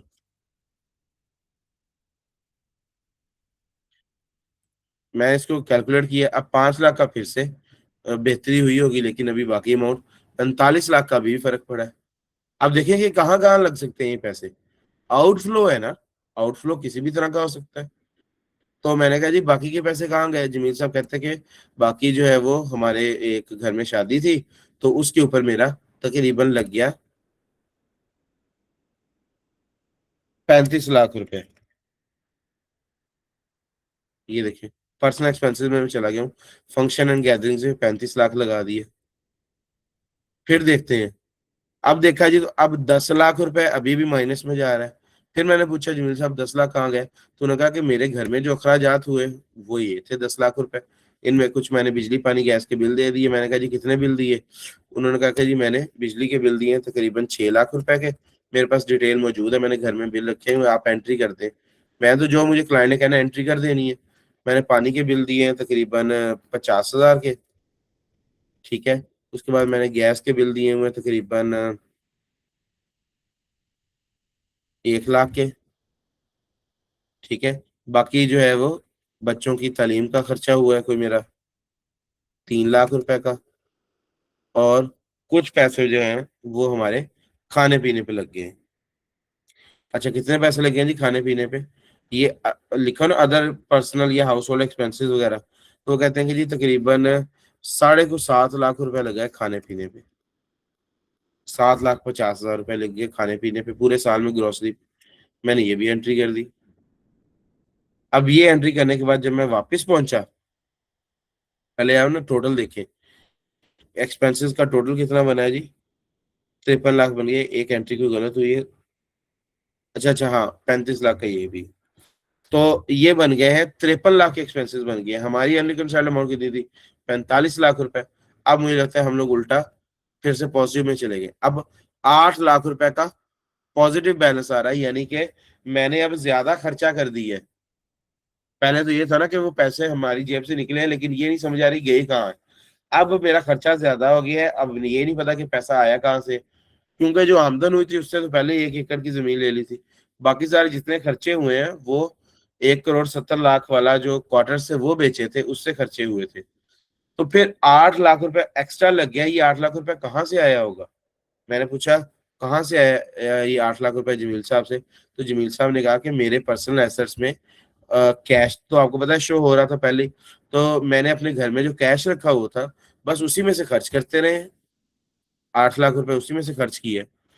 और उसको आप कम कर दें, मेरे पास घर में जो इस टाइम कैश पड़ा है वो सिर्फ 1,24,323 रुपए रह गए हैं। पहले 9,24,323 था, अब करीब 1,24,323 रह गए। मैं कहता हूँ जी ठीक है, 1,24,323 रुपए मैं एंट्री कर देता हूँ। कैलकुलेट, रिकॉन्सिलिएशन में गए। अब आप देख सकते हैं कि अनरिकंसाइल्ड अमाउंट वापस जीरो हो गई। तो ये तरीका कार है। हर चीज आपकी इसी रिटर्न के अंदर ही होगी, लेकिन आपने वेल्थ स्टेटमेंट में आने वाली तब्दीलियों को जस्टिफाई करना है कि पैसा कहाँ से आ रहा है और कहाँ से जा रहा है। हर चीज डिक्लेयर्ड होगी तो एफबीआर आपको कभी भी कुछ नहीं कहेगा, कोई नोटिस वगैरह नहीं आएगा। अच्छा, अब जो है ना जी बस हम अपनी वेल्थ स्टेटमेंट के कंपोनेंट्स को देख लें। यहां तक आई होप कि आपको अच्छी समझ आ गई होगी। सर, लैपटॉप मीटिंग के साथ अटैच करता हूँ तो लैपटॉप पर प्रैक्टिकल नज़र नहीं आता और थोड़ी देर बाद लैपटॉप मीटिंग से अटैच भी नहीं रहता। डियर, हो सकता है कि आपका ना लैपटॉप अपडेट वगैरह होने वाला हो। यहाँ पर जब हम क्लास की रिकॉर्डिंग ऑन करते हैं ना, मैं आपको वैसे बता रहा हूँ, ये रिकॉर्डिंग वाली जगह पे मेरे पास एक नोटिफिकेशन लिख के आता था। जब भी मैं रिकॉर्डिंग ऑन करता हूँ ना, तो नोटिफिकेशन ये लिख के आता है कि जी वो लोग जिनका लैपटॉप का ब्राउजर या ऐप वगैरह पुराना है वो लोग इस क्लास में से निकल जाएंगे अगर मैंने रिकॉर्डिंग ऑन की तो। ठीक है, तो उसका हल क्या होता है, उसको आपने ना अपने ब्राउजर को अपडेट कर लेना है। ये देखिए जैसे ये मेरा भी लिखा हुआ है अपडेट। अपडेट का बटन दबाएंगे ना आप अपने ब्राउजर पे तो वो अपडेट हो जाएगा। मोबाइल में भी आप अपडेट कर सकते हैं। जब अपडेट करेंगे तो फिर आपके पास भी नए एप्लीकेशन आ जाएगी जिसको कोई फर्क इस चीज से नहीं पड़ता। मेरे ख्याल से ये जो आप क्लास से निकल जाते हैं ना उसकी वजह ये है कि आपके लैपटॉप में थोड़ी सा पुराना गूगल वर्जन यूज हो रहा है।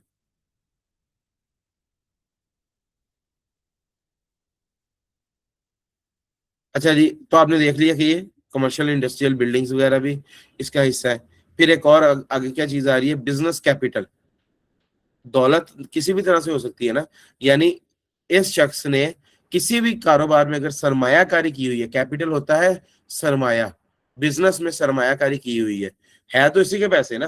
मिसाल के तौर पर इसने एक बिजनेस है अपने दोस्त के साथ, वो दोस्त का बिजनेस है, इसमें उसने 10 लाख रुपया लगाया हुआ है।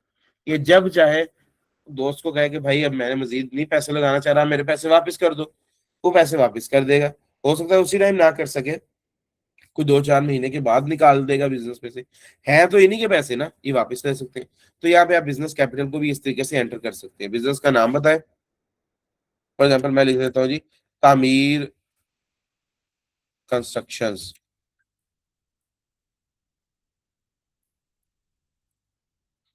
अब तामीर कंस्ट्रक्शंस जो है वो एक बिजनेस है, इसके अंदर इन्होंने 10 लाख रुपया लगाया हुआ है।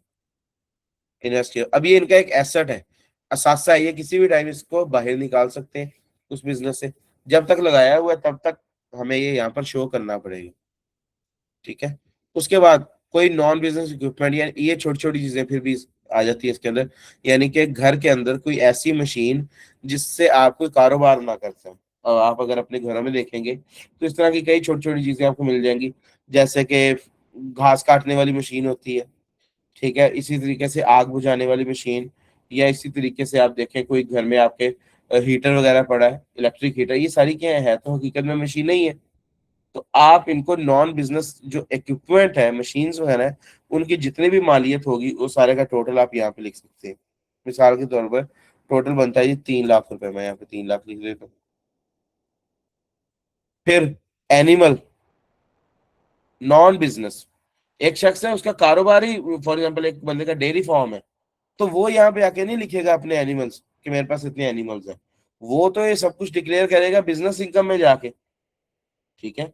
हाँ, लेकिन अगर एक बंदे ने का कारोबार ये नहीं है, उसने वैसे जानवर रखे हुए हैं, तो उसके लिए ये एक असासा है, वो उनको यहाँ पे आकर डिक्लेयर करेगा। वो उन्हें बिजनेस में डिक्लेयर नहीं करेगा, नॉन बिजनेस एनिमल्स यहाँ पे डिक्लेयर करेगा।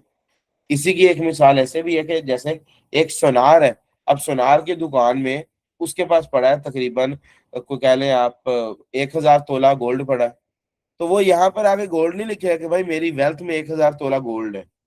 वो अपने बिजनेस में गोल्ड को मेंशन करेगा। यहाँ पर गोल्ड को कौन मेंशन करेगा?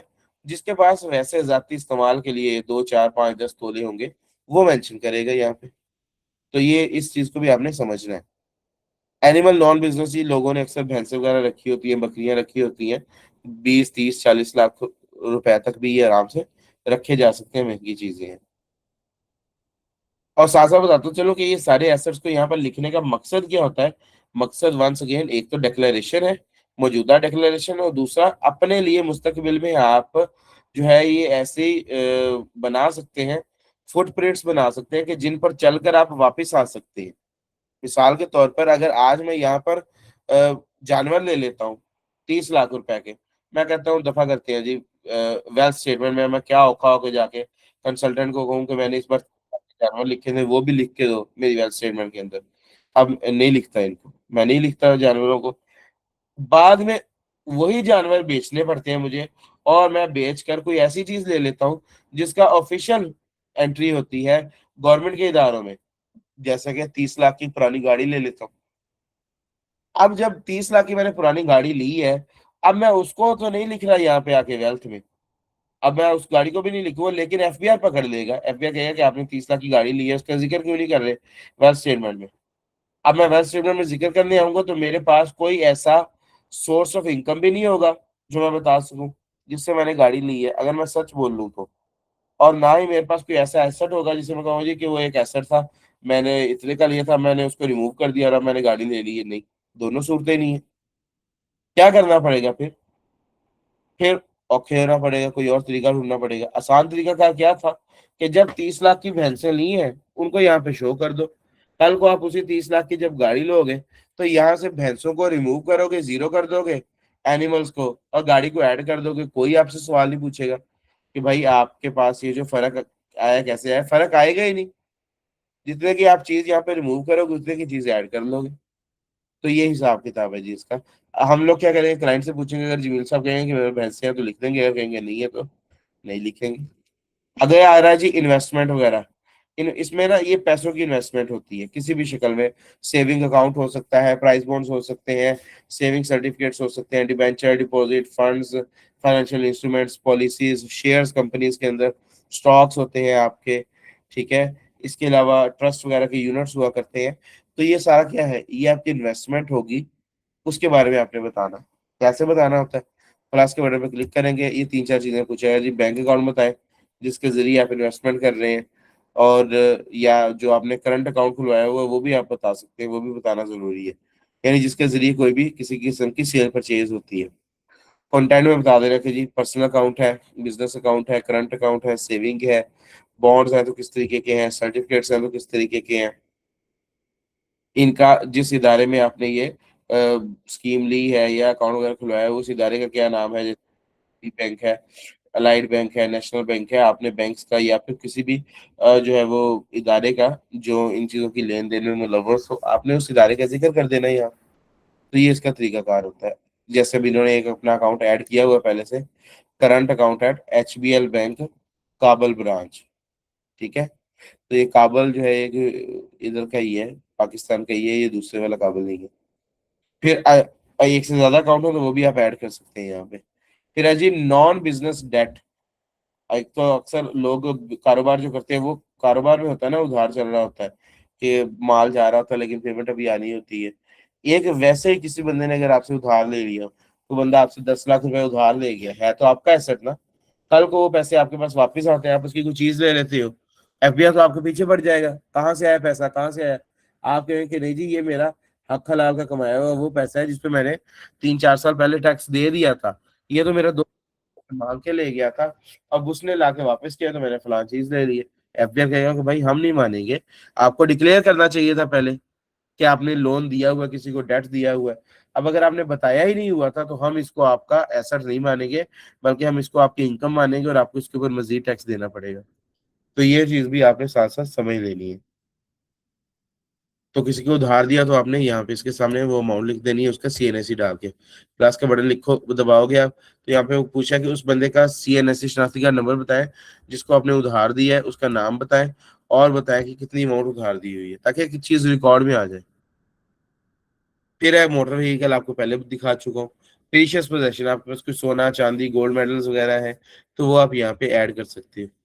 हाउस होल्ड इफेक्ट, आपके घर में जितना भी माल पड़ा है, ठीक है, माल से मुराद है कि घर के अंदर जितनी भी चीजें हैं, जैसे एयर कंडीशनर्स होते हैं, AC वगैरह है, फ्रिज है, इस तरह की और चीजें हैं, ग्रोसरी आइटम्स है, सारा फर्नीचर है, लाइट्स है, इलेक्ट्रॉनिक्स का सारा सामान है, ग्रोसरी है, ठीक है, किचन आइटम्स है, ये सब कुछ हाउस होल्ड में होता है। तो आप देख सकते हैं हाउस होल्ड में कितनी चीजें हैं। पर्सनल आइटम, कोई आपके पास लैपटॉप मोबाइल कोई इस टाइप की चीज हो, वॉच वगैरह, वो आपके पर्सनल आइटम्स में आ जाएगी। अगर आपने कोई कैश रखा हुआ है घर में, ठीक है, तो वो आपके इधर आ जाएगा कैश नॉन बिजनेस में। कोई और एसेट है जिसका नाम ऊपर वाली लिस्ट में आपने नहीं पढ़ा लेकिन आप समझते हैं कि एसेट है वाकया ही, आप उसका जिक्र यहाँ पे कर सकते हैं प्लस का बटन दबा के। अगर आपने कोई असासा बनाया लेकिन उसको अपने बीवी बच्चों के नाम पे करवा दिया, पैसा आपका लगा है, तो उसका भी जिक्र आप यहाँ पे कर सकते हैं, asset held on others name including non filer spouse और डिपेंडेंट्स। तो यहाँ पे आप उसका जिक्र कर देंगे। फिर आ जाएंगे, ये टोटल बन जाएगा कि आपके टोटल कितने एसेट्स पाकिस्तान के अंदर है। फिर आएगा एसेट्स हेल्ड आउटसाइड पाकिस्तान, अगर पाकिस्तान से बाहर आपने कोई प्रॉपर्टी वगैरह परचेज कर रखी है तो उसका जिक्र आप यहाँ पे करेंगे, ठीक है। अगर आपने किसी बाहर की कंपनी में इन्वेस्टमेंट की हुई है, capital voting rights in foreign company, तो उसका जिक्र आप यहाँ पे करोगे। लास्ट में क्या है जी, आपकी लायबिलिटीज आ जाएंगी, कितना पैसा लोगों का आपने वापस करना है, कोई लोन कोई कर्ज वगैरह। तो ये सारी चीजें मिला के क्या बन जाता है जी, वेल्थ स्टेटमेंट। अगर इसमें उतार चढ़ाव हो तो ये रिकॉन्सिलिएशन उसकी जिम्मेदारी लेता है और बताता है कि उतार चढ़ाव क्यों हो रहा है। और साथ ही साथ आपके जो जाती एक्सपेंसेस हैं वो यहाँ पे पर्सनल एक्सपेंसेस में आ रहे होते हैं। आई होप कि आपको कुछ हद तक समझ आया होगा, ठीक है। तो आज का जो हमारा मेन टॉपिक था ये वेल्थ स्टेटमेंट ही थी, दौलत वेल्थ स्टेटमेंट। और अब अगर इससे मतलब किसी भाई का कोई सवाल है तो आप लोग पूछ सकते हैं, ठीक है। मेरी तरफ से जो है वो टॉपिक कंप्लीट हो गया।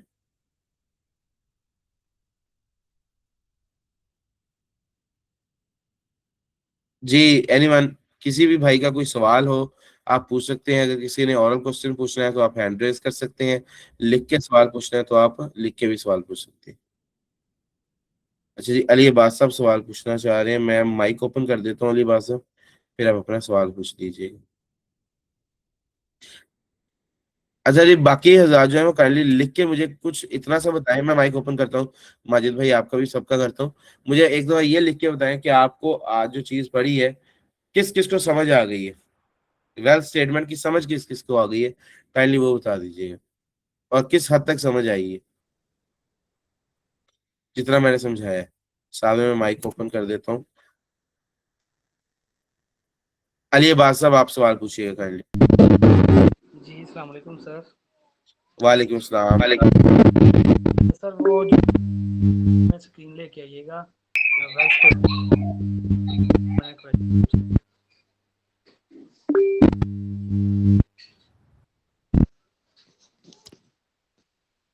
अच्छा जी, एक मिनट मेरी बात सुने।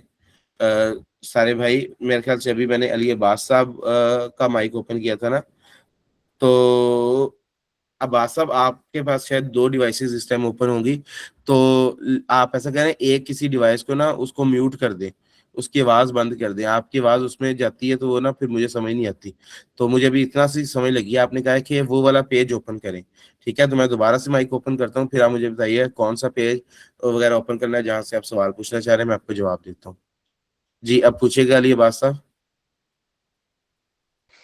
जी सर, मैं कह रहा हूँ कि जो वेल्थ स्टेटमेंट वाला पेज है ना वो ओपन करें। उसमें ना सबसे ऊपर लिखा हुआ है कि जो एग्रीकल्चर इनकम है, एग्रीकल्चर लैंड, हाँ जी, कर प्रॉपर्टी दीजिए। वगैरह, इसमें ना अगर कोई विरासत में किसी पर्सन को मिल जाती है एग्रीकल्चर लैंड, तो उसमें कैसे पुटअप करेंगे? उसकी वैल्यू भी डिक्लेयर करेंगे इसमें, कि या वैसे ज़ीरो शो कर देंगे वैल्यू? कल को हम बेचते हैं, उस पे मुनाफा लगता है, ज़्यादा में बिकती है, तो फिर उसको कैसे इसमें पुटअप करेंगे, कैसे उसका हिसाब किताब देंगे? और दूसरी बात ये है कि जैसे कोई गिफ्ट मिल गया, गोल्ड वगैरह मिल गया है, किसी को शादी का गिफ्ट मिल गया है 5-7 तोला, तो उसकी वैल्यू कैसे, उसकी वैल्यू पुटअप करेंगे कि या उसको कैसे मैनेज करेंगे इसमें वेल्थ स्टेटमेंट में? जी ठीक है, मैं जवाब जी दे ठीक देता हूँ। है। ठीक है, मैं आपके सवाल का जवाब देते वक्त ना मैं एक दो म्यूट करता हूँ, उसकी वजह से आपके शायद वो दो हैं डिवाइसेस। अच्छा, मैं जवाब देता हूँ, एक सेकंड दे मुझे। अली अब्बास साहब ने जी बहुत अच्छा सवाल पूछा है। ये हमारे नेक्स्ट लेक्चर का सवाल है, वैसे इन्होंने भी पूछा है, तो मैं थोड़ा सा आपको उनको गाइड कर देता हूँ, बाकी फिर डिटेल से समझाऊंगा। अली अब्बास साहब कह रहे हैं कि ये जो जमीन जायदाद है, अगर हमें ये विरासत में मिले, तो क्या हमने इसकी कोई कीमत यहाँ पर दर्ज करनी होती है? ये तो मैं जैसे जमील साहब से पूछ रहा था, जमील साहब प्लॉट कितने का लिया है, प्रॉपर्टी कितने की ली, तो वो मुझे बताते गए। लेकिन वो कह रहे हैं कि अगर विरासत में मिली हो तो फिर तो कीमत इतनी वाज़ह नहीं होती ना। और दूसरा उनका सवाल ये है कि अगर किसी को ये गोल्ड वगैरह जो है ये तोहफे में मिल जाए, जैसे आमतौर पर वालदैन जो है वो अपने बच्चों को शादी वगैरह के मौके पर गोल्ड देते हैं तोहफे में, तो वहां पर क्या किया जाएगा? वहां पर इसकी कोई कीमत लिखी जाएगी या वहां पर भी ये जीरो ही आएगा? और अगर मान लिया जाए कि ये जीरो आता है, तो कल को जब इस चीज को बेचा जाएगा, चाहे गोल्ड है या किसी किस्म की प्रॉपर्टी है इनहेरिटेंस वाली, तो उसके ऊपर फिर मुनाफा क्या होगा? क्या सारी की सारी कीमत ही मुनाफा कंसीडर होगी, या उसमें से सिर्फ उतना पोर्शन कंसीडर होगा जो उसकी उस टाइम पे वैल्यू होगी, और जितनी उस टाइम पे वैल्यू थी जब वो चीज तोहफा मिला है, उसको माइनस करके? तो इस बात का जवाब सुन लें जी। पूरी वेल्थ स्टेटमेंट में कानून है इनकम टैक्स ऑर्डिनेंस का, वो ये कहता है जी कि आपने वेल्थ स्टेटमेंट में हमेशा कॉस्ट लिखनी है। इसका मैं आपको एक मिसाल दूंगा तो आपको फौरन समझ आ जाएगी कि जब कॉस्ट की बात करता है ना इनकम टैक्स ऑर्डिनेंस, तो कॉस्ट से मुराद ये भी समझ लें कि अगर आप एक यहाँ पर प्रॉपर्टी भी लिख रहे हैं ना 5 करोड़ 30 लाख की, तो ये 5 करोड़ 30 लाख रुपए सिर्फ वो अमाउंट नहीं है जो आपने किसी बंदे को पे की है ये प्रॉपर्टी खरीदने के लिए, बल्कि ये इस अमाउंट के अंदर वो खर्चा भी शामिल होना चाहिए जो आपने किसी कमीशन एजेंट को, किसी प्रॉपर्टी एडवाइजर को, या जो भी आपके दरमियान ब्रोकर था डील करवा रहा था, उसको आपने कोई एक आधा परसेंट कमीशन दिया होगा, वो भी आपकी कॉस्ट है, वो भी इसके अंदर शामिल किया जाता है। ठीक है, तो इसके अलावा जो आपके ट्रांसफर चार्जेस हैं, प्रॉपर्टी को जब आपके नाम पे ट्रांसफर किया गया, वो जो आपने ट्रांसफर चार्जेस पे किए हैं वो भी आपकी प्रॉपर्टी की कॉस्ट में आता है। तो ये सब कुछ मिला के टोटल करके अपने प्रॉपर्टी की कॉस्ट में लिखना होता है। तो हमें इससे क्या समझ आया? हमें इससे समझ आया कि हम यहाँ पर कोई भी नेट वैल्यू नहीं लिख रहे, बल्कि हम यहाँ पर सम करके, हम यहाँ पे टोटल करके लिखते हैं कि किसी भी चीज को हासिल करने के लिए हमारा खर्चा कितना हुआ है। तो इसी से हमें क्या समझ आता है कि अगर हमें कोई चीज विरासत में मिलती है, ठीक है, या अगर कोई चीज हमें तोहफे में मिलती है, तो उसको हासिल करने के लिए क्या हमारा कोई खर्चा आता है? नहीं, हमारा खर्चा तो जीरो होता है।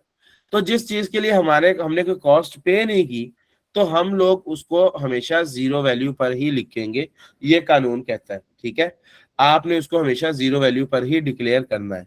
और उसके बाद जब कभी आप उसको बेचोगे तो जितनी की वो बिकती है, मिसाल के तौर पे कुछ चीज 10 लाख की बिकती है, 20 लाख की बिकती है, तो वो पूरी की पूरी अमाउंट आपका मुनाफा कंसीडर होगी। यानी आपने 0 रुपयों की वो चीज खरीदी और 20 लाख की बेची, तो 20 लाख रुपए मुनाफा होगा और उसके ऊपर हम लोग टैक्स पे कर रहे होंगे।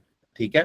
तो बाकी आगे जाके आपको फिर मजीद बताऊंगा कि अगर हम वाकई खुद से ये करें कि नहीं, हम इसको किस तरीके से किसी वैल्यू पे शो कर दें, तो क्या उसका भी कोई तरीकाकार है, और हम कब किसी वैल्यू पर इसे शो कर सकते हैं, और ताकि फ्यूचर में हमें ज्यादा टैक्स ना देना पड़े, और कब हम इसे जीरो वैल्यू पर शो करेंगे, तो उसके बारे में भी इंशाल्लाह आप लोगों को बताऊंगा।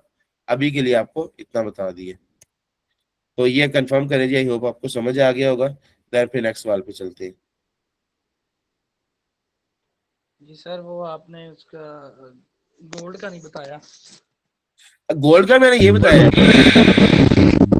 आ, आपने जब पूछा है ना ये बात, सब तोहफे का पूछा है, तो मैंने जब तोहफे की बात की है कि वालदैन जो है वो अपने बच्चों को गिफ्ट वगैरह देते हैं, तो सेम उसको भी आपने जीरो वैल्यू पर ही शो करना है।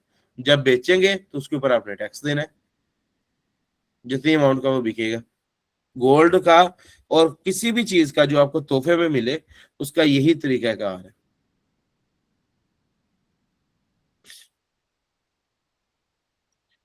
अच्छा जी, साथ में मैं ये जो लिखे सवाल है इनको जल्दी जल्दी से जवाब दे दूं।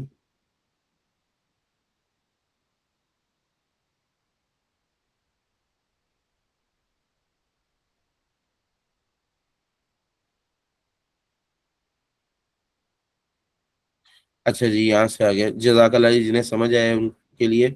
और ठीक है जी।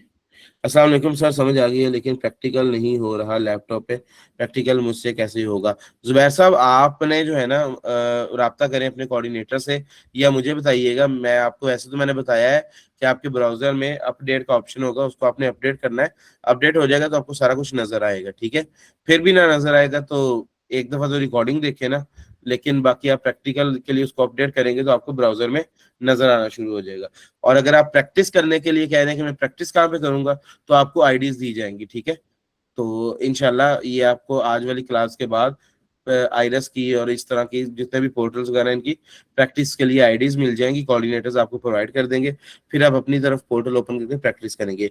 Is excel sheet is available for calculation and reconciliation before uploading in IRIS? जी बिल्कुल ताहिर फारूक साहब, एक्सेल शीट्स भी बनाई होती हैं कंसल्टेंट्स ने, कि आप उसको जो है वो अगर पहले खुद से कैलकुलेशन करके देखनी हो कि किस तरीके से रिकॉन्सिलिएशन हो रही है, यही आइरस का ही वो एक समझ लें वर्जन, उसको समझ लें, वो एक्सेल के ऊपर शीट होती है। मैं आपके साथ वो भी शेयर कर दूंगा, ताकि अगर आपने करना हो ना उसको पहले से ही एक्सेल पे, तो वो भी मैं आपको गाइड भी कर दूंगा, शेयर भी कर दूंगा। मैं मोस्टली क्या करता हूँ, डायरेक्टली ही पढ़ाता हूँ, तो उसकी वजह हर किसी को एक्सेल चलाना नहीं आ रहा होता, तो फिर मैं डायरेक्टली आईरिस पे पढ़ा देता हूँ।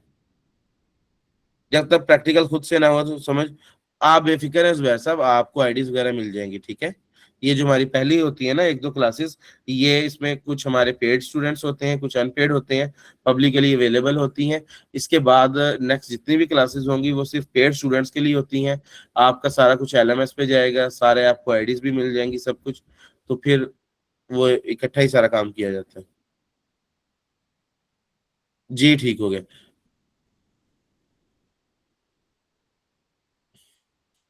If a client if a client comes with me for tax return but he did not know his user id and password since any other consultant was handling his return during previous year, तो dear आप इसका ना password reset कर सकते हैं। ठीक है। इसमें कोई इतना मसला नहीं है। That what cell number was entered previous client. Tahir Farooq साहब, जो है ना कानून बदल गया है अब वो प्रीवियस सेल नंबर की भी आपको जरूरत नहीं है। आपने किसी का भी अगर पासवर्ड रीसेट करना है ना, तो आप उसका कोई भी नया नंबर जो है वो लिख कर उसको रीसेट कर सकते हैं। ठीक है। मैं आपको दिखा देता हूँ, इस तरीके से आप लॉग आउट करेंगे ना। पहले होता था सिर्फ और सिर्फ ये ऑप्शन कि आप फॉरगेट पासवर्ड करते हैं ना, इस तरीके से ऑप्शन था फॉरगेट पासवर्ड का। मैं आपको दिखाता हूँ, ये फॉरगेट पासवर्ड आ गया। इसमें सिर्फ ये ऑप्शन था कि आप किसी बंदे का शनाख्ती कार्ड नंबर लिखो और फिर उसी का वही ईमेल एड्रेस लिखो जो उसने पहली दफा इस्तेमाल किया हुआ था अपने पोर्टल में, और वही फोन नंबर लिखो। फिर उन दोनों के ऊपर कोड आते हैं, आप वो कोड यहाँ पे टाइप करोगे तो आप पासवर्ड रीसेट कर सकते हो। उसके लिए ये होता था कि लोगों के पास कई दफा नंबर खत्म हो चुका होता है, सिम टूट चुकी होती है, गुम हो चुकी होती है, या पुराने कंसल्टेंट ने अपना ईमेल लगाया होता है, तो लोग मजबूर होते थे। लेकिन एफबीआई ने वो कानून तब्दील कर दिया है। अब जो है आप ये अकाउंट रिकवरी वाला मेथड यूज कर सकते हैं, where you do not have access to इधर योर मोबाइल नंबर और ईमेल एड्रेस, जहां पे आपके पास कोई एक्सेस नहीं है, रजिस्टर विद एफबीआर जो पहले से रजिस्टर था, and want to recover your account by updated your mobile number registered against your CNIC. तो आप अपना नया शनाख्ती कार्ड, नया मोबाइल नंबर एंटर करके अपना पासवर्ड रिकवर कर सकते हैं। ठीक है, ये देखें, यहाँ पे आपने नया मोबाइल नंबर एंटर कर देना है, नया ईमेल एंटर कर देना है, लेकिन होनी ये चीजें आपकी इतनी चाहिए, तो आपको कोड आ जाएगा, आप इसको रिकवर कर लेंगे। ठीक है, कहाँ पे ये दोनों ऑप्शन होते हैं? यहाँ पे, ये लॉगिन के नीचे फॉरगेट पासवर्ड और अकाउंट रिकवरी, तो आपने अकाउंट रिकवरी को इस्तेमाल करना। वो पेज जो आपने ओपन किया हुआ है वो मुझसे ओपन नहीं हो रहा।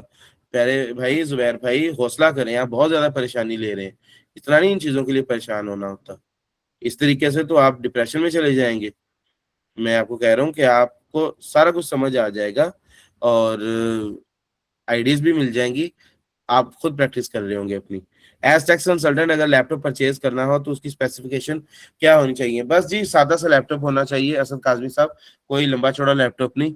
आपके पास i5 का जो है वो, आप कोई भी जनरेशन ले लें, ठीक है, लैपटॉप i5 की ले लें आप, 5th जनरेशन ले लें, 7th जनरेशन ले लें, 8th जनरेशन ले लें, बहुत है, करीब 40 को 1000 रुपए में आ जाएगा। इवन दैट कि उससे सस्ता भी ले लोगे ना आप, तो 30,000 रुपए वाला भी लैपटॉप ले लोगे तो वो भी चल जाता है। सादा सा काम करना होता है हमने। एक बार टैक्स रिटर्न फाइल कर दें तो उसको एडिट कर सकते हैं, बिल्कुल कर सकते हैं। और फर्स्ट टाइम रिटर्न फाइल करते हैं, कौन सी चीजें खुद से ऐड करनी चाहिए जिसका क्लाइंट का फायदा हो? हाँ जी, ऐसा काजू साहब ने अच्छा सवाल पूछा है, मैं इसके बारे में भी जवाब देता हूँ। और जो है बाकी इसके ऊपर प्रॉपर एक लेक्चर भी है कि जो फर्स्ट रिटर्न करनी है आपने वो किस तरीके से करनी है, तो मैं आपके सवाल का जवाब भी देता हूँ। अभी के लिए इतना बताता हूँ जी कि आपने सिर्फ वो चीजें ऐड करनी है अगर खुद से करनी है जिनका कोई सरकारी रिकॉर्ड नहीं होता, non business equipment, non business animals. इसके अलावा जो है आपके पास कैश आ जाता है, इसके पास प्रीशियस आइटम्स गोल्ड वगैरह आ जाता है। इसके अलावा आपके पास हाउस होल्ड इफेक्ट जो है वो आराम से 30-40 लाख रुपए का एंटर करें। तो इस तरह की जो चीजें हैं ना, पर्सनल आइटम, गाड़ी, सॉरी गाड़ी कह रहा हूँ, घड़ी, मोबाइल, लैपटॉप, टैबलेट वगैरह इस तरह की चीजें एंटर कर दें, तो इस तरह के एसेट्स सारे मिला जुला के आप 1 करोड़ तक भी बना देना तो वो बिल्कुल ठीक है। मैं माइक पे आपका क्वेश्चन लेता हूँ माजिद भाई, मैं बस ये जल्दी जल्दी से इसको कंप्लीट कर रहा था। सर इन पेड सेशंस आप रिटर्न फाइल करवाएंगे सब स्टूडेंट से? जी बिल्कुल करवाऊंगा, प्रैक्टिस करेंगे ना आप लोग। After this course can I practice legally और फॉर फाइलिंग? हाँ जी, आप 100% लीगली प्रैक्टिस कर सकते हैं। इनकम टैक्स, सेल टैक्स और 165 स्टेटमेंट की रिटर्न फाइलिंग करवाएंगे हर स्टूडेंट से? जी बिल्कुल करवाई जाएगी मिस। 165 का जिन्हें नहीं पता जी, वेल्थ, सॉरी उसकी विद होल्डिंग स्टेटमेंट की बात कर रही है मिस। मिस ये सारा कुछ कोर्स में शामिल है, आप शायद आज फर्स्ट टाइम क्लास ले रही हैं। कोर्स की फाइल आप देखेंगे, पीडीएफ फाइल देखेंगे, ओरिएंटेशन देखेंगे, तो ये तमाम तर चीजें कोर्स में शामिल है, सब कुछ करेंगे हम लोग। जो लोग पहले इनकम टैक्स आईआरएस का काम कर रहे हैं वो ज्यादा समझ पा रहे हैं, बिल्कुल ऐसे ही होता है जुबैर भाई, जो बंदा पहले से काम कर रहा है उसको ज्यादा समझ आती है। नॉर्मल रिटर्न्स का भी बता दीजिएगा अगली क्लास में। 6 लाख से कम इनकम सालाना, मोस्टली क्लाइंट्स नॉर्मल ई रिटर्न फाइल करवाते हैं। हाँ जी, नेक्स्ट जो आपकी क्लास है ना, मैं आपको बता दूं जिशान साहब, अब आपकी जो अगली क्लासेस है ना वो चलनी है इनकम के हेड्स के मुताबिक। हम लोग सैलरी वाले बंदे की पूरी रिटर्न देखेंगे, फिर हम लोग बिजनेस वाले बंदे की पूरी रिटर्न देखेंगे, फिर हम लोग जो है वो प्रॉपर्टी वाले बंदे की पूरी रिटर्न देखेंगे, शेयर्स से जो लोग पैसा कमाते हैं उनकी पूरी रिटर्न देखेंगे, फिर जैसे मैंने आपको बताया यूट्यूबर, फ्रीलांसर, आईटी वाले हो गए, जनरल ऑर्डर सप्लायर हो गया, फैक्ट्री वाला बंदा हो गया, ट्रेडर हो गया, ठीक है। तो ये सब लोगों की पूरी पूरी रिटर्न चलनी है। आपके पास कोई सादा आदमी आ जाए, आपके पास कोई बहुत ही बड़ा बिजनेसमैन आ जाए, कोई कंपनी का मालिक आ जाए, आप हर बंदे की रिटर्न कर सकते होंगे। अच्छा जी, अब मैं वापस चलता हूँ ओरल क्वेश्चन के ऊपर।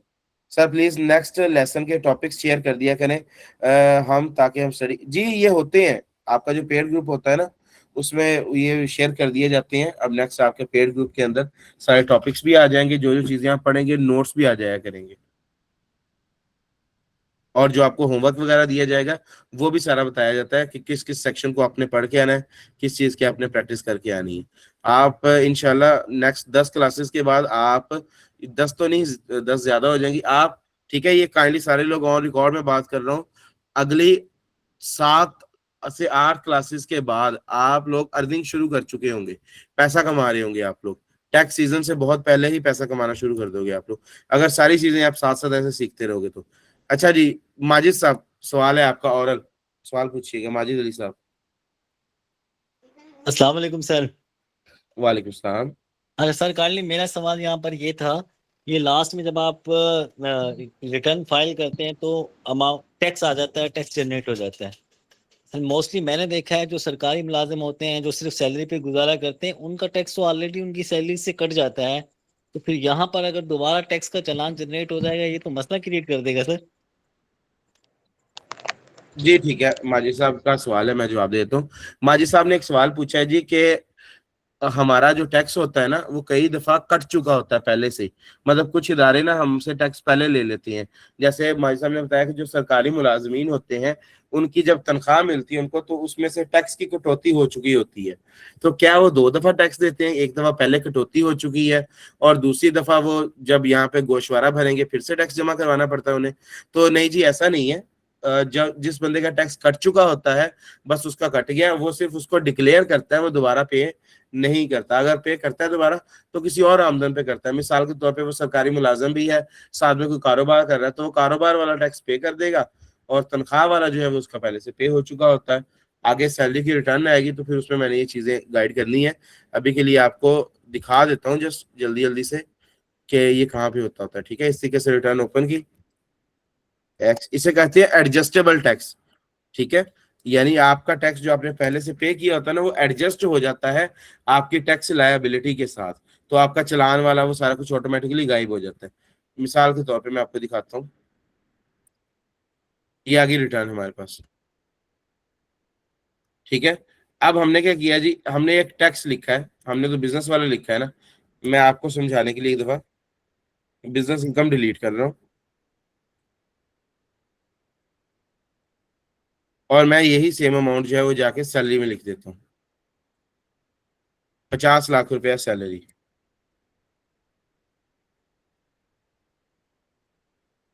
अब अगर मैं टैक्स वाले हिस्से में जाऊंगा ना कंप्यूटेशन में, तो यहाँ पर हमारा टैक्स बन के आ चुका कितना, ये चालान बनाने वाला एडमिटेड इनकम टैक्स इसे कहते हैं, ये बन के आ गया है जी तकरीबन 10,11,217 रुपए।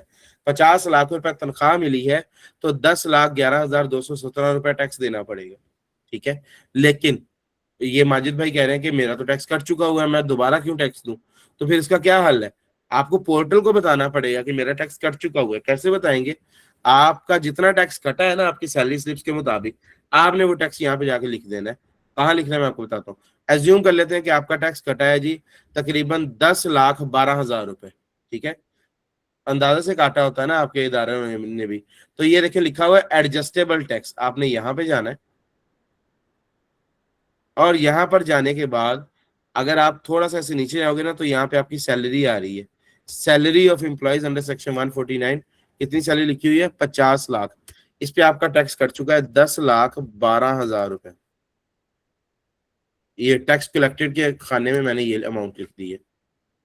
अब मैं वापस जब जाऊंगा ना उधर ही टैक्स चार्ज ये कंप्यूटेशन के अंदर, अब आप देखें तो वो टैक्स खत्म हो चुका है चलान वाला, और उल्टा रिफंडेबल टैक्स आ रहा है कितना, 783 रुपए उल्टा एफबीआर ने मुझे वापस देने हैं। यानी जो मेरा एम्प्लॉयर था या मेरा जो मालिक थे कंपनी के, या गवर्नमेंट ने मेरा 10,12,000 डिडक्ट कर लिया हुआ था, जबकि हकीकत में मेरा टैक्स बना था 10 लाख वो 11,000 समथिंग। तो जो ज्यादा था वो मुझे वापिस होगा। ये तरीकाकार होता है जी, और ये सिर्फ सैलरी के साथ नहीं है, सारे हेड्स के साथ ही ऐसे होता है। कारोबार में भी बहुत जगहों पे हमारा टैक्स कटता है, उसको भी हमने ऐसे ही शो करना होता है। हम लोग और जगहों पे भी जैसे मोबाइल फोन इस्तेमाल करते हैं, हम लोग इसमें ये पैकेज वगैरह लोड करवाते हैं, बैलेंस करवाते हैं, वहां पर भी हमारा टैक्स कटता है, वो भी हमें वापस होते हैं पैसे। मैं आपको यहाँ पे दिखा भी सकता हूँ, अगर आप एडजस्टेबल टैक्सेस में देखोगे ना अब ये देख रहे हो, ये जिस बंदे की ये आईडी है, उनका ये जोंग, उनकी 2 जोंग की सिम्स हैं, 3 टेलीनॉर की सिम्स है। यहाँ पर उन्होंने इतना इतना बैलेंस इस्तेमाल किया है, और इतना इतना जो है वो उनका टैक्स कटा हुआ है, तो इसका भी रिफंड मिलता है, या ये एडजस्ट हो जाता है आपकी लायबिलिटी के साथ। तो आई होप कि आपको ये समझ आ गया होगा। जी भाई साहब, मुझे कंफर्म कीजिएगा आपको समझ आ गया, देन मैं नेक्स्ट सवाल पे मूव करता हूँ। हाँ जी, अली वास्तव रिफंड कम ही मिलता है। जी जी sir, thank you sir, thank you so much. अच्छा, अब जो सैलरीज पे टैक्स होता है उसके गवर्नमेंट ने स्लैब बनाए होते हैं, हर सैलरी पर एक बाकायदा तौर पर फिक्स टैक्स होता है, तो वही आके हमें यहाँ पर एडजस्ट करना पड़ेगा। हाँ जी, बिल्कुल ऐसे है, वही आपको एडजस्ट करना पड़ता है। के तौर पे आपका हर महीने टैक्स कटा होता है ना। किसी बंदे की अगर सैलरी आ रही है लाखों रुपए, तो किसी महीने पे उसका 1000 रुपए टैक्स कट जाता है, कम ज्यादा भी करते रहते हैं गवर्नमेंट, वो उनका इदारों का अपना तरीकाकार होता है। कभी 2000 कटता है, कभी 6000 किसी महीने कट जाता है। अल्टीमेटली उन्होंने 12 महीनों में जितना आपका एनुअल टैक्स होता है ना, वो पूरा करना होता है, लेकिन वो होता है एस्टिमेटेड है, ठीक है। तो कुछ थोड़ा बहुत फर्क आ जाता है, कभी आपको कोई 200-400 रिफंडेबल में जा रहे होते हैं, कभी 200-400 आपके पेएबल में जा रहे होते हैं। आपने वही यहाँ पे आके लिख देना होता है। Sir thank you so much sir. Welcome जी। जी जुबैर साहब, आप सवाल पूछना चाहेंगे?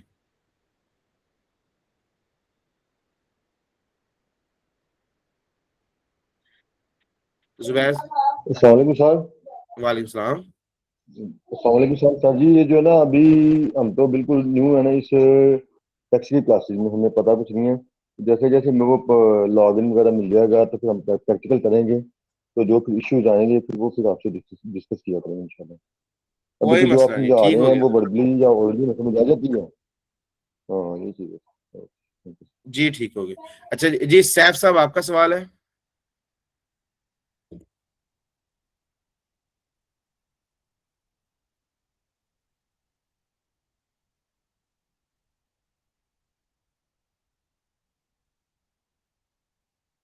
अजहर काजमी साहब, बहुत शुक्रिया, जज़ाकल्लाह आपका, आपने इतनी तारीफ की। अच्छा जी, थोड़े से रिटर्न क्वेश्चन आए हैं, फिर मैं जी, देख लूँ अस्सलाम इन्हें। वालेकुम सर। वालेकुम सलाम। अच्छा सर, आज 2 क्लासेस तो खैर इंट्रो थी है एफपीआर के पोर्टल की, और बहुत अच्छा ब्रीफ किया आपने। तो अली अब्बास साहब का ने क्वेश्चन पता किया था, उसमें आपने गिफ्ट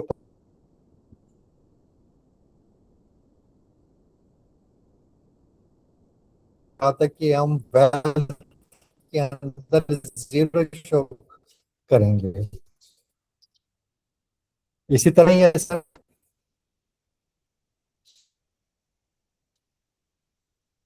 सैफ साहब मुझे, हाँ, सर अब आवाज आ रही आपकी है? आवाज ठीक से आई है। मुझे कुछ इतना समझ आया, आपने कहा कि मैंने कहा कि गिफ्ट गिफ्ट को हम वेल्थ में जीरो शो करेंगे, आपने यही पूछा है ना? जी जी बिल्कुल। हाँ जी, हाँ जी। तो क्या सवाल है आपका इससे मुतालिक?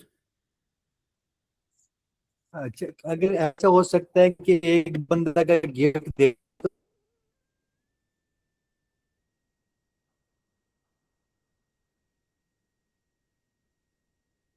उसके बाद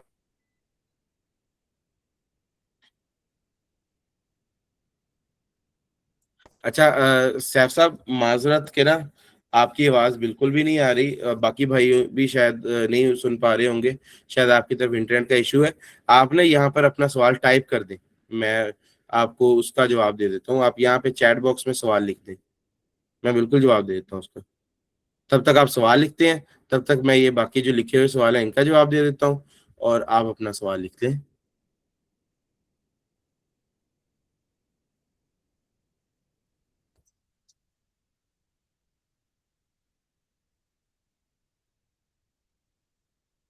अच्छा जी, कुछ लिखे हुए सवाल हैं, और सैफ साहब भी अपना सवाल लिखते हैं, फिर मैं उन्हें भी जवाब देता हूँ। अच्छा जी, यहाँ पर मिस कह रही है एफबीआर वापस करता है। मिस एफबीआर करता भी है वापस। असल में जो छोटे टैक्स पेयर्स होते हैं ना, जिस तरह मैं हो गया, आप हो गए, हमारी किसी की सैलरी होती है, किसी के बिजनेस की थोड़ी बहुत इनकम होती है, तो इन चीजों के ऊपर ना एफबीआर इतना ज्यादा ध्यान नहीं लगाता।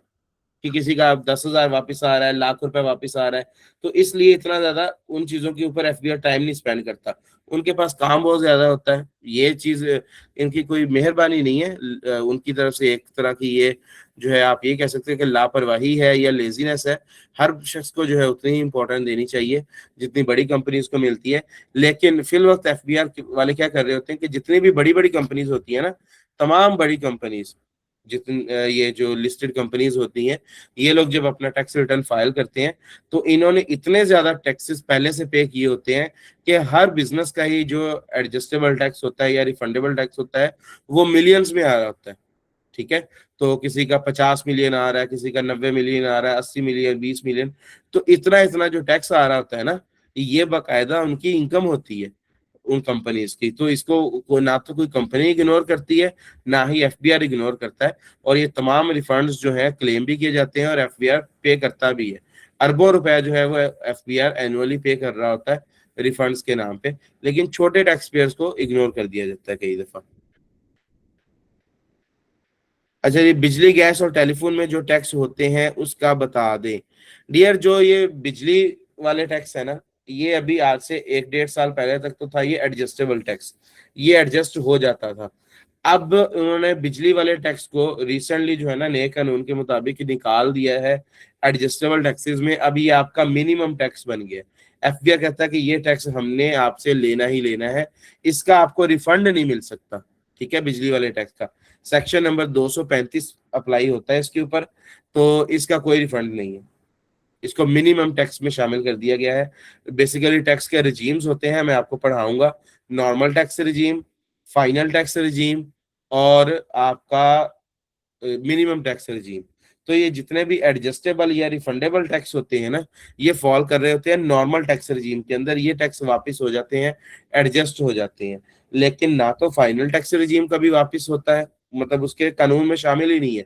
वो जो टैक्स कट गया सो कट गया। और उसमें अगर मैं आप मिसाल का कहें, जैसे आपने कुछ सेविंग अकाउंट खुलवाया होगा, उसमें आपके पैसे बैंक में पड़े हुए होंगे, आपको वहां से प्रॉफिट मिल रहा है, तो वो कभी भी आपके पैसों के ऊपर जो टैक्स कटता है इस टाइम मौजूदा कानून के मुताबिक 20% है वो टैक्स।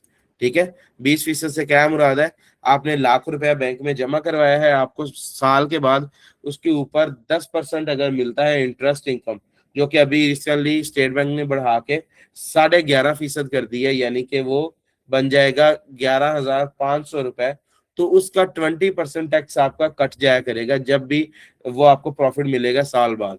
तो दैट मीन्स कि आपको 11,500 प्रॉफिट बनता है, उसमें से कोई राउंड अबाउट आपका जो है वो 2,200 रुपए डिडक्ट हो जाएगा और बाकी के पैसे आपको मिला करेंगे लगभग 9,000 रुपए। तो ये जो पैसे ऊपर वाले डिडक्ट हुए हैं, क्या ये एडजस्टेबल है, क्या हम इन्हें अपने क्लेम कर सकते हैं कहीं पे? नहीं, नहीं कर सकते। ये फाइनल टैक्स है, ये कट गया, बस एफबीआई के पास चला गया, ये जितनी इनकम हुई थी उस हिसाब से डिडक्ट हो गया। मिनिमम टैक्स रजीम भी तकरीबन ऐसा ही होता है, कुछ उसमें थोड़ा बहुत फर्क है, वो फिर आगे जाके आपको चीजें जब आप पढ़ोगे तो आपको समझ आ जाएगा कि मिनिमम टैक्स रजीम में क्या होता है। जी ताहिर फारूक साहब, आपका सवाल है, आप पूछ सकते हैं। मैं ओपन कर रहा हूँ माइक।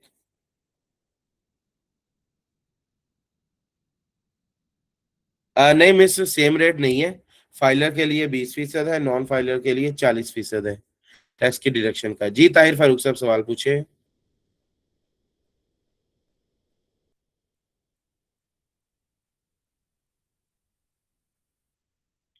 वेलकम।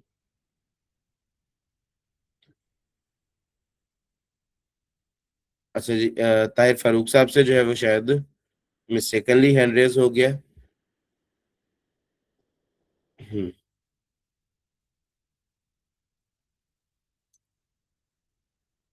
ठीक है जी, फिर आज की क्लास को यहाँ पर वाइंड अप करते हैं। आपका कोई भी मजीद सवाल हो तो काइंडली अपने व्हाट्सएप ग्रुप का इस्तेमाल करें, या फिर मेरा फ़ोन नंबर जो है आप वहाँ पर भी मैसेज करके मुझसे सवाल पूछ सकते हैं। क्लास के बाद काइंडली जैसे भी आपको क्लास समझ आई है इसका फीडबैक ज़रूर दीजिएगा। हमारी जो नेक्स्ट क्लास है वो अब अगले जुमा को होगी।